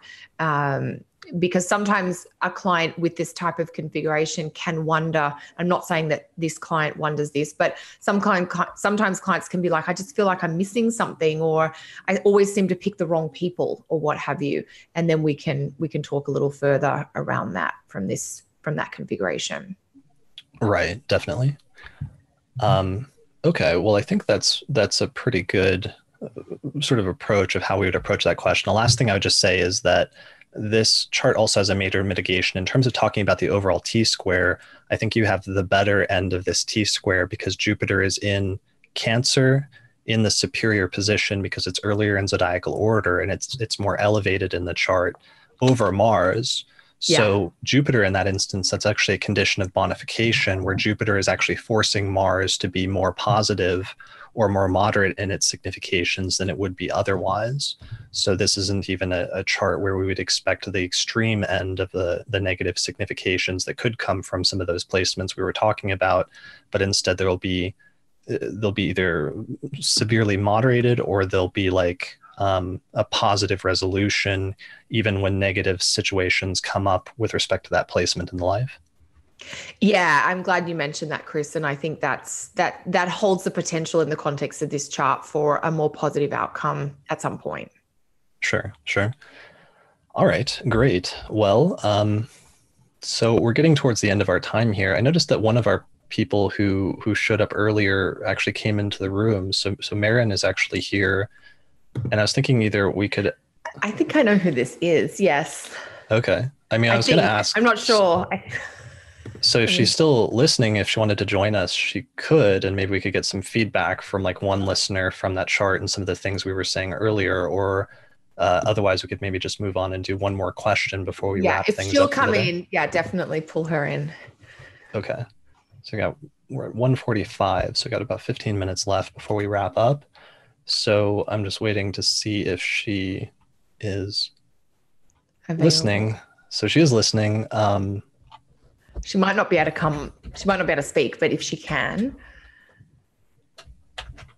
When we're looking at the chart, I thought that chart looked a little familiar. So okay. So she says that she is interested. So let me give her the link and we'll invite her on.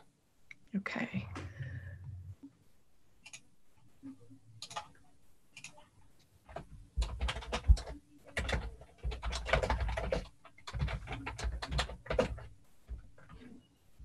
So maybe I should pull up the chart so we can refresh it really quick since that was a couple of charts ago. Yes. I think it's the Mars Saturn Capricorn rising. Right. Okay. So this is the chart with Capricorn rising, Saturn ruling the ascendant, placed at 3 degrees of Taurus in the 5th whole sign house conjunct the IC, and then it's squaring Mars at 2 Leo. And her main question was just about that Mars Saturn square. Cool. Okay, so there she is. So let me promote her to a panelist. So yeah, I mean, in the future, ideally, maybe we'd have more people who would join us live like this. Hey, how's it going, Marin? Hey. In the future, ideally, maybe we'd have more people. Do you have any headphones by chance? Yeah, I do. Give me like 1 second. Let me I'll get out of the video that's running so it doesn't echo. Okay. Yeah, I do. Okay. This should work better. All right, awesome. Yeah. So were you here for that whole discussion or did you join it late? I think I joined it when you started talking. I tried to like find where it started. So I think I heard. Oh, she just got muted. There we go. For some reason, it was muted for a second. No, we still lost you.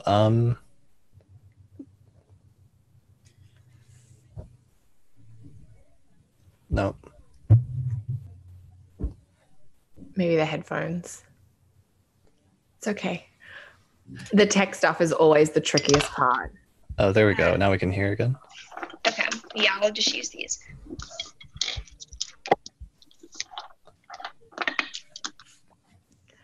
Can you hear me now? Yeah. Sounds good. Cool. Yeah, I didn't really have the specific like parent interfering with career manifestation like at all, really. Yeah. Sure. So one of the questions, it was like we had a general question about how the Saturn placement in Taurus in the 4th whole sign house conjunct the IC is played out so far, and then secondarily also to sort of get further clarification on that, if it's not clear how it's played out so far, how the early phases of Saturn and Scorpio went for you when you were going through your Saturn opposition and Saturn was conjoining your MC. So what time frame would that be, Kelly? Like 2012, 2013? Correct. Late 2012, first half of 2013. Okay. So there would have been not my parents' divorce specifically, but a divorce in the family that did happen then. So that would make sense just because there was like a slight just change in like arrangement, I guess. Okay. Yeah, let me think. Yeah, that would have begun around that time and then culminated in like 2015, I believe. But yeah, that would have happened around that time. Okay. And I mean, in terms of, so you asked about the Mars Saturn square in particular, and how we would interpret that in terms of being afflicted or being the more challenging placement. I mean, how has that worked out for you so far, or what have your issues been in terms of that square?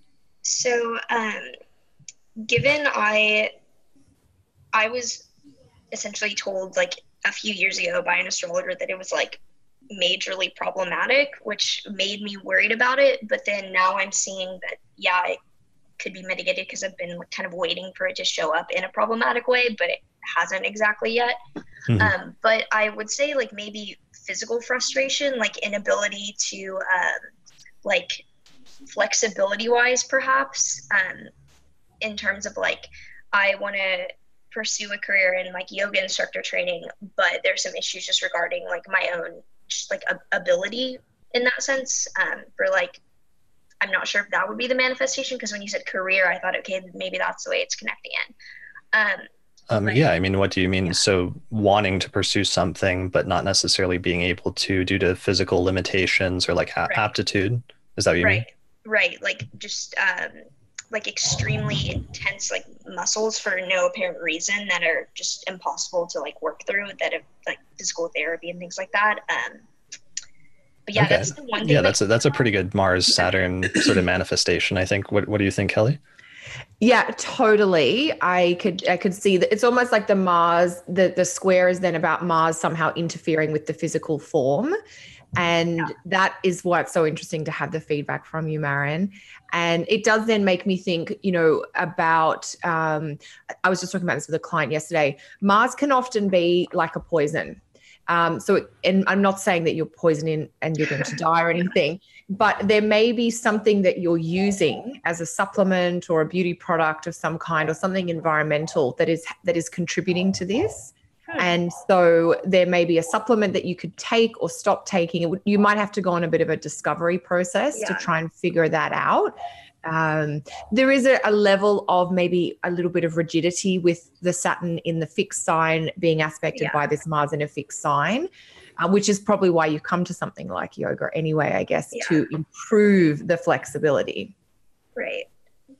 No, that I'll try to look into that, what I could be using that could, or not using that could be involved with that, because that's interesting, as I never thought about that in that sense. Yeah. How long has that been a topic or an issue that you've been having where you've been wanting to move in that direction but have been running into setbacks? I'd say is about 10 years ago. So I was planning on being an actor for most of my life, and that was constantly an issue, is that I was physically tense, and when that didn't apply for roles, it was like problematic. So essentially my whole life, and then, or not my whole life, I guess from the age of around 7 to 8, it became like noticeable, which is strange because it's not exactly an age when you would have like you'd have the consequences for some like an extreme physical activity, which is kind of always present.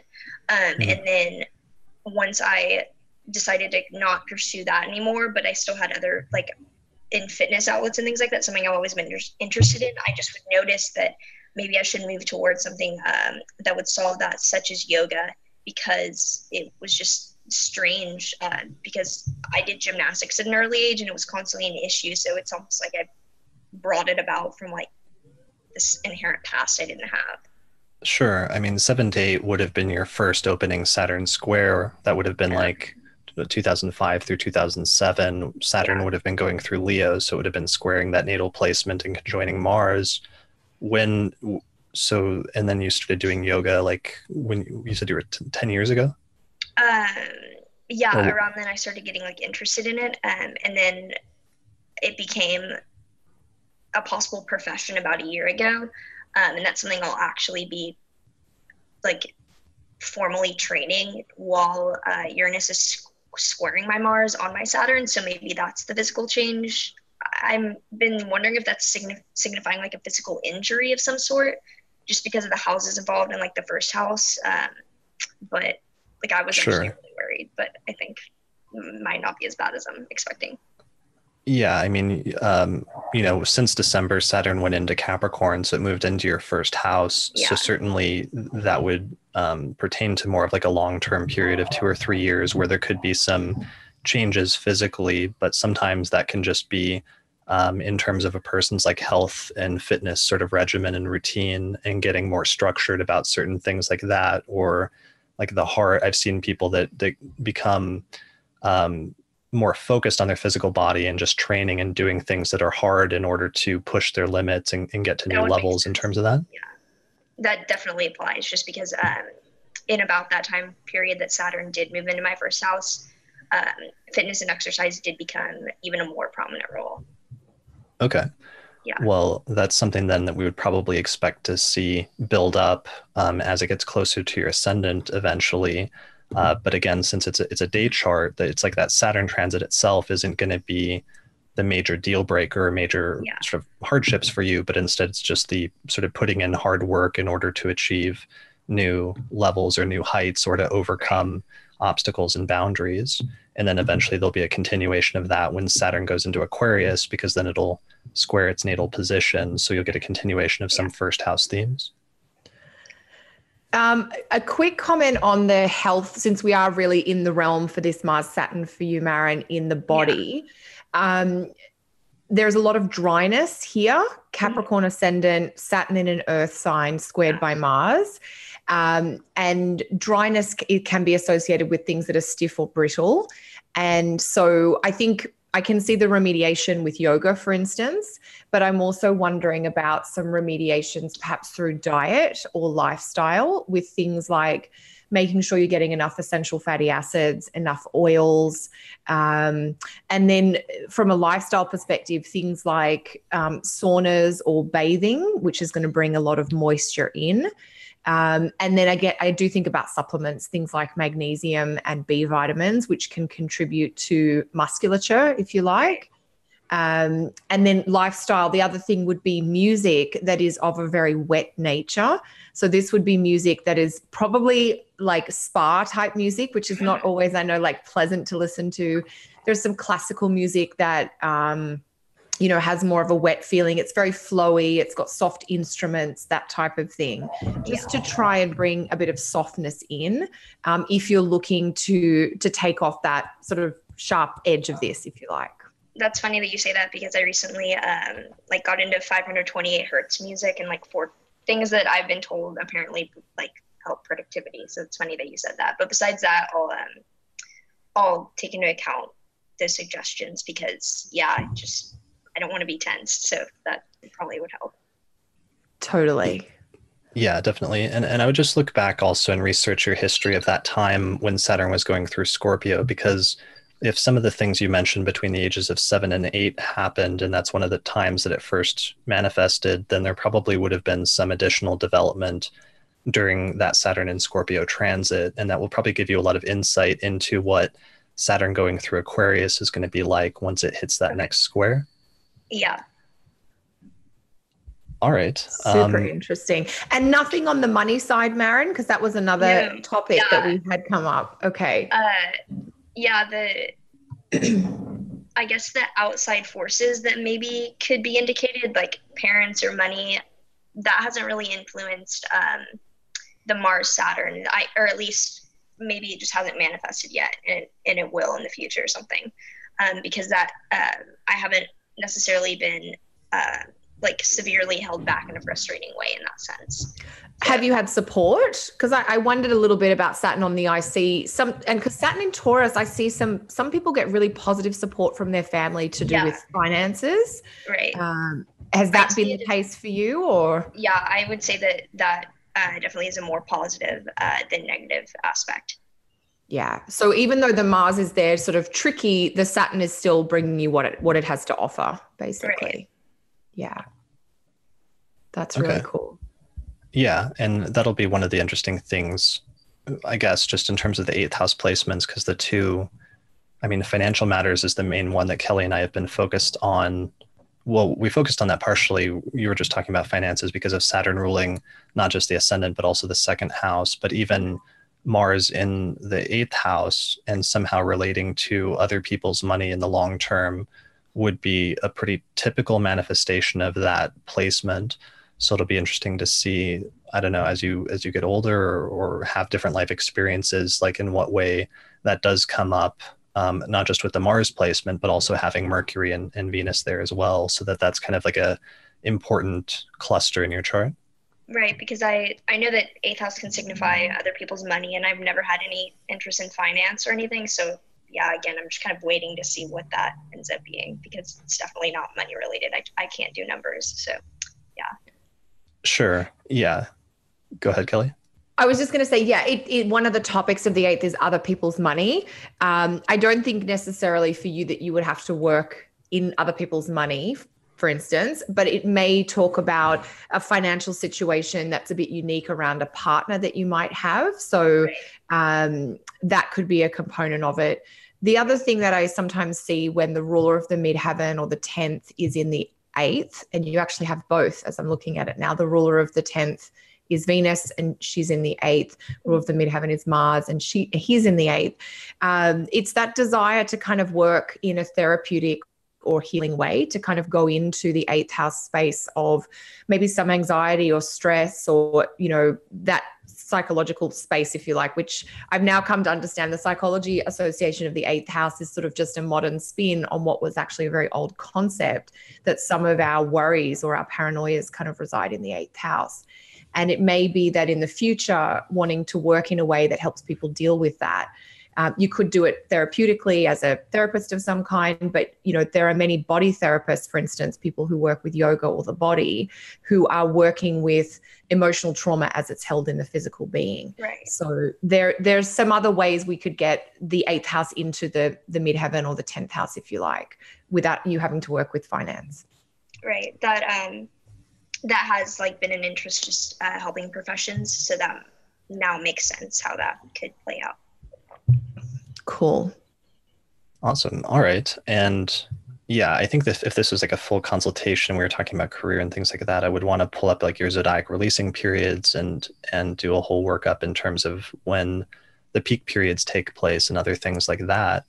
I in your course, I just finished that part of the thing. So I actually have my natal transit tracker thing pulled up, but okay. Yeah. I was trying to do it in my head, and it's like what your spirit is in Sagittarius. So you started out in a 12-year Sag period. Right now I'm in a Capricorn period and a Gemini level 2. So nothing major right now. Sure. So you're in the preparatory or the build-up phase, right, or chapter that eventually builds up and peaks or sort of culminates when you hit a 30-year peak period. When is that? 2037. So I kind of have a while, but yeah. Okay. Yeah. Well, there'll be. Yeah. Sorry, Chris, you go. No, what were you going to say? I was just going to say you're relatively early in your life and your career. So I know 2037 sounds like a really long way. Yeah. But you'll just be in your late 30s then, I think. Right. I actually had a question about zodiacal releasing, just a personal one. If I have both, so I have fortune in a fixed sign, and I have both malefics and fixed signs as well. So are all my periods going to be the most objectively difficult?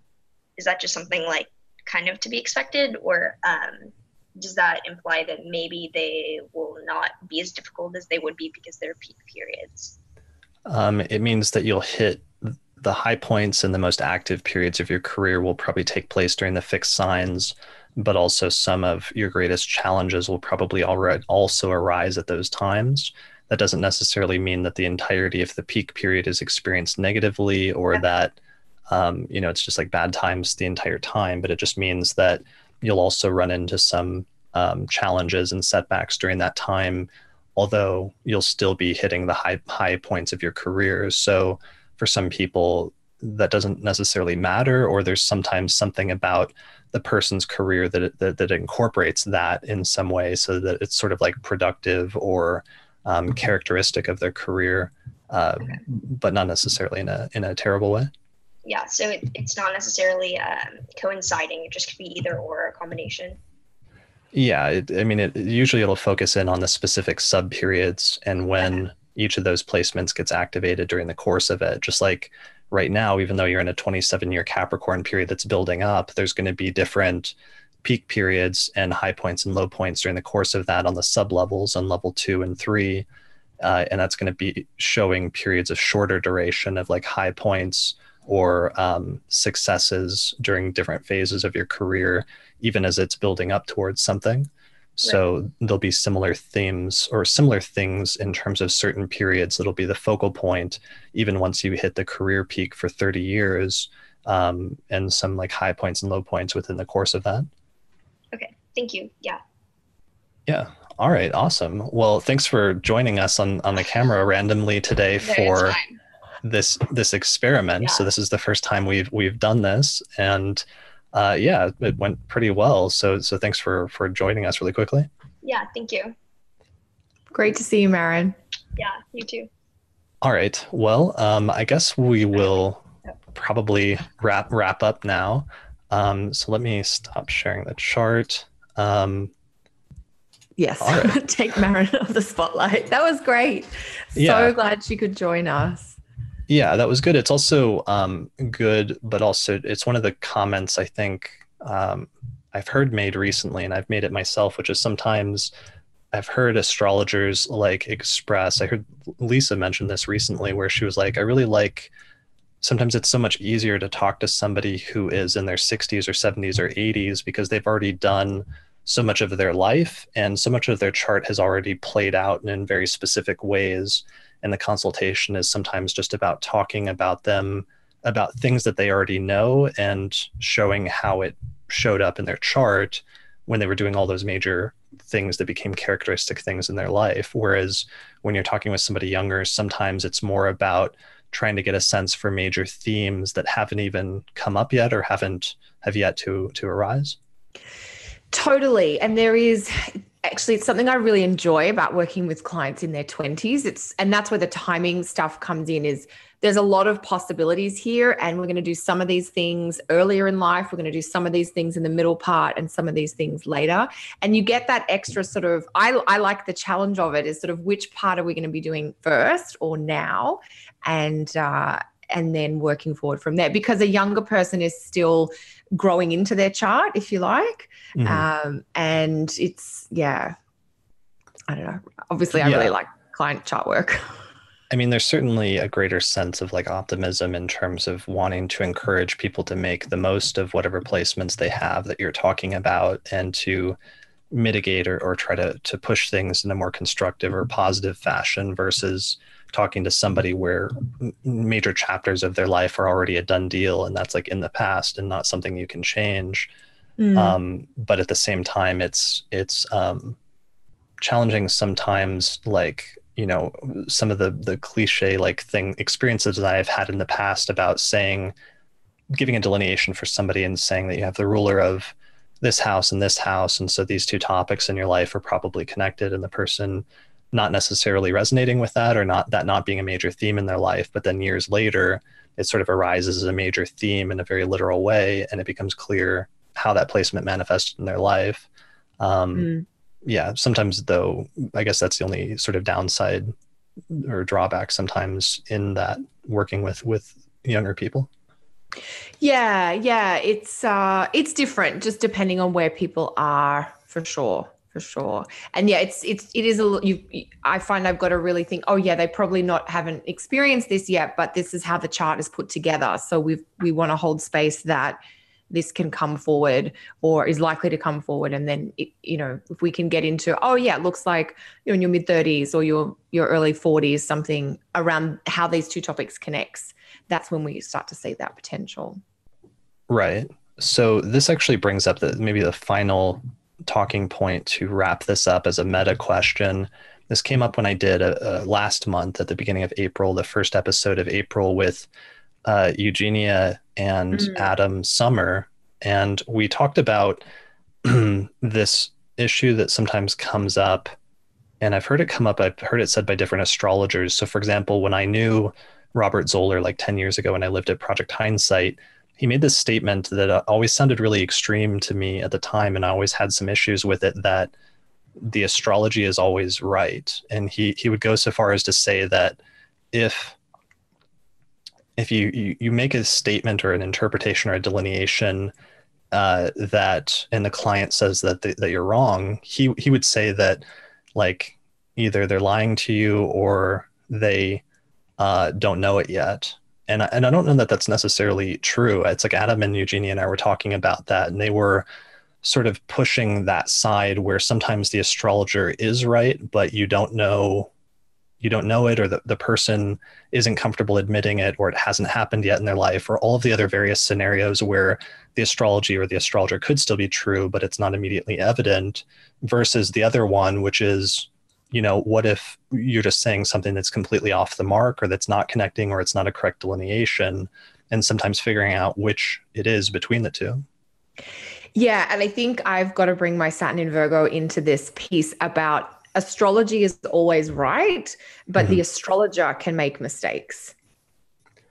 Sure. So the astrologer's ability to interpret what they're seeing, not necessarily hitting the mark, or not perhaps emphasizing or picking the correct delineations for the configurations that they're looking at. Exactly. That the astrology can be right. I mean, I do struggle a little bit with that word, but I understand the premise, and I agree with the premise of what Zola has said here, that astrology, it has always, and that I tell my students is the astrology is right. And if you're not hitting with a client, that's usually a clue that you don't fully understand the thing in the chart that you're talking about, or there is a nuance or a variation of that particular thing that you just haven't learned yet, basically.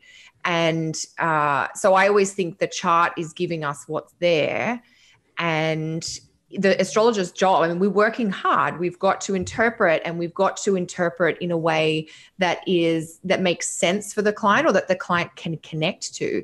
In the same way, when we just spoke with Maren, some of the things we were talking about were the money side of it. And for her, that had been more of a positive manifestation, I think, or just hadn't been such a big thing. And so we have to then go deeper into our interpretation of what we're talking about. And I know with Maren, she's a little younger, so it may be that down the track something will come out.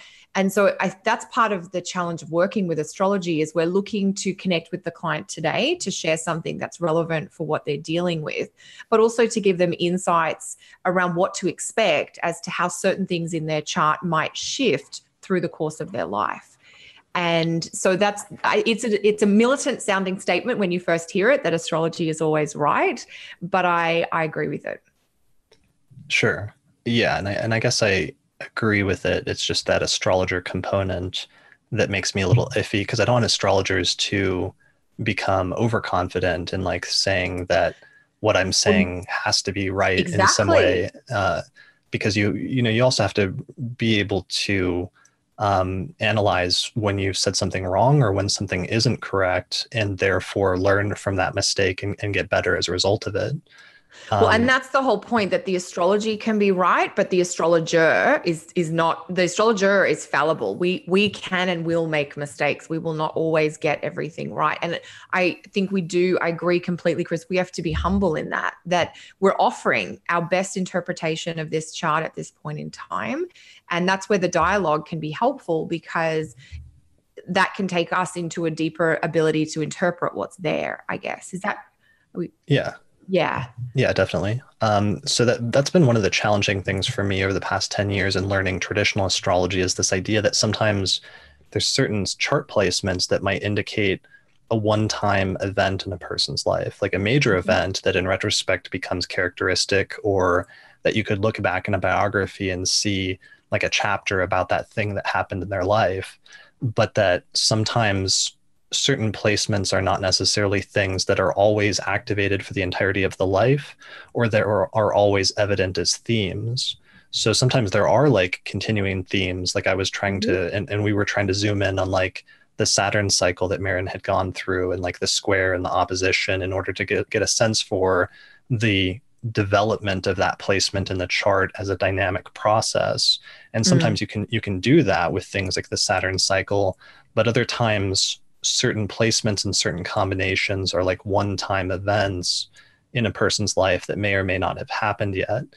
Yes. So like I was thinking of like in Steven Spielberg's chart, he had a specific combination where I think he had like the ruler of the 7th and the 2nd, and he had that sometime later in his life activated by both profection and transit, and he ended up having a major, highly publicized divorce, which at the time it was like the most costly Hollywood divorce ever.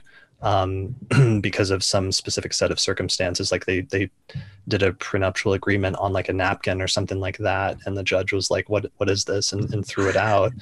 And Yeah, I remember of course, that. Yeah. right, so it was like $100 million or something like that, was half of whatever his fortune was at the time. So that was just like a one-time event for him, but it was a very specific placement that was built into his birth chart. But I could imagine that if an astrologer made a statement to that effect, even very generally speaking, earlier in his life, it would have been hard to connect with that delineation. And that's one of the challenges that I run into as an astrologer, sometimes doing traditional astrology and more predictive or event-oriented astrology, which is when to make a statement and expect that it's going to be something that the person is going to connect with and recognize immediately, versus when to make a statement as an open-ended prediction that may still manifest at some point in the future in the person's life. Absolutely. And it's a walking a fine line. I think in the Spielberg case, like the ruler of the seventh is in the second, and I think it's the out of sect malefic maybe. And there could be a lifelong relevant statement to the effect that, being a little bit cautious around financial dealings within the context of relationships as sort of just something ongoing to be mindful of, or to try and put some protections in place around. And then I think what the timing techniques, then they show when you might get the most extreme manifestation of that in an subjectively positive or a subjectively negative way, depending on whether the natal thing is sort of described as, productive and helpful, or destabilizing and hindering. You got right. the chart. Yeah. And here's the chart. So this is Steven Spielberg's chart, and that's it, because that actually ties into some of the stuff we were talking about earlier about sect and house rulership. And that was the context. I think I used this example I think it was a chapter in my book where I focused on the rulers of the houses. Yeah. So he has a night chart. So Saturn is below the horizon. It's set a little bit after or before he was born. And Saturn, therefore, is the more challenging malefic in his chart. And it's placed in the sixth house, or the second house, of his personal finances. He has Cancer rising and Saturn's in Leo. So Saturn in the second house, and it's ruling the seventh house of relationships. So I actually first stumbled across this chart because I think there was an astrologer, I forget who it was, who kind of pulled it up to me as like an aha or like a got you question. And he was like, here's Steven Spielberg's chart, and he has Saturn in the second house in a night chart. So you'd think that his finances would be terrible, but he's actually like, a millionaire. He's very rich, and he's been rich for most of his adult life. So how do you explain that? And then it's by looking at what houses it rules to understand what topics it's importing into the second house. And so it's ruling the seventh house and the eighth house as Saturn in a night chart. And then it was activated as a sort of one-time event at that point, and he had that specific sort of characteristic experience in his life. Absolutely. And it is a good sort of chart because it does summarize some of what we've talked about today. And I think it also highlights the difference between, having, say, a difficult planet in a house and how it's importing problems into that part of the life, potentially to do with, the Saturn money problem is not you can't earn money. It's that in the context of romantic relationships, there's a bit of an issue potentially. Because the earning money, can come more from the ruler of the second and the place of that in the chart. And of course, career potential comes from the ruler of the 10th and or the ruler of the midheaven. So there's it's funny, I'm giving a presentation in Sydney at the end of this week. And one of the points that I want to talk about in the career part is the difference between being successful in one's career and one's financial position, because the two are not always the same. But anyway, that was a really good little chart to use at the end of our discussion, because I know we could go all day, Chris, couldn't we? Yeah, we could, and we pretty much have at this point. We're about 2 hours and 15 minutes in, so I think it is time to wrap it up. So thank you so much for joining me today, Kelly, for this experiment. This was kind of thrown together on short notice, but I appreciate you sort of venturing into the wild with me for this experiment in astrology and technology. My pleasure. Thank you for having me. I always enjoy our chats and our shows, and I love being able to share with your listeners. So yeah, anytime. Yeah. And while I'm not currently taking any consultations, you are actually still scheduling consultations, right? I am. I am booking now about 6 weeks ahead. So I'm already well into June. But if anybody is interested, yeah, basically I've got spots open for June and July. And yeah, I'm more than happy to do charts. It is one of my favorite things to do. So yeah, anytime. Good. All right. So people can find out more information on your website, which is kellysastrology.com, right? Yes. Thank you. Okay, brilliant. And for me, although I'm not doing consultations, I am teaching my online courses on Hellenistic astrology still, where I use many of the same techniques and demonstrate how to use them using example charts in pre-recorded videos that you can watch on my course site. So you can find out more information about that at theastrologyschool.com. So I think that's it for this episode of the Astrology Podcast. So thanks everyone for listening. Thanks to everybody who showed up to the live stream. I really appreciate it. This is a bit of an experiment, but I think it went well enough that I'd like to try it again in the future and hopefully have more people on. I think one of the next times I'd actually like to do what we did with Marin at the end and have, you know, some of the people asking questions on directly so that we can try to more authentically recreate what happens in a client or consulting setting of getting that, making those statements and getting that immediate feedback one way or another and then going from there. Yeah, I think that'd be fantastic. Great resource for students for sure. Sure. Awesome. All right. Well, thanks everyone for joining us today. Thanks everyone for listening. You can find out more information about the podcast at theastrologypodcast.com. And yeah, I guess that's it. So we'll see you next time. All right.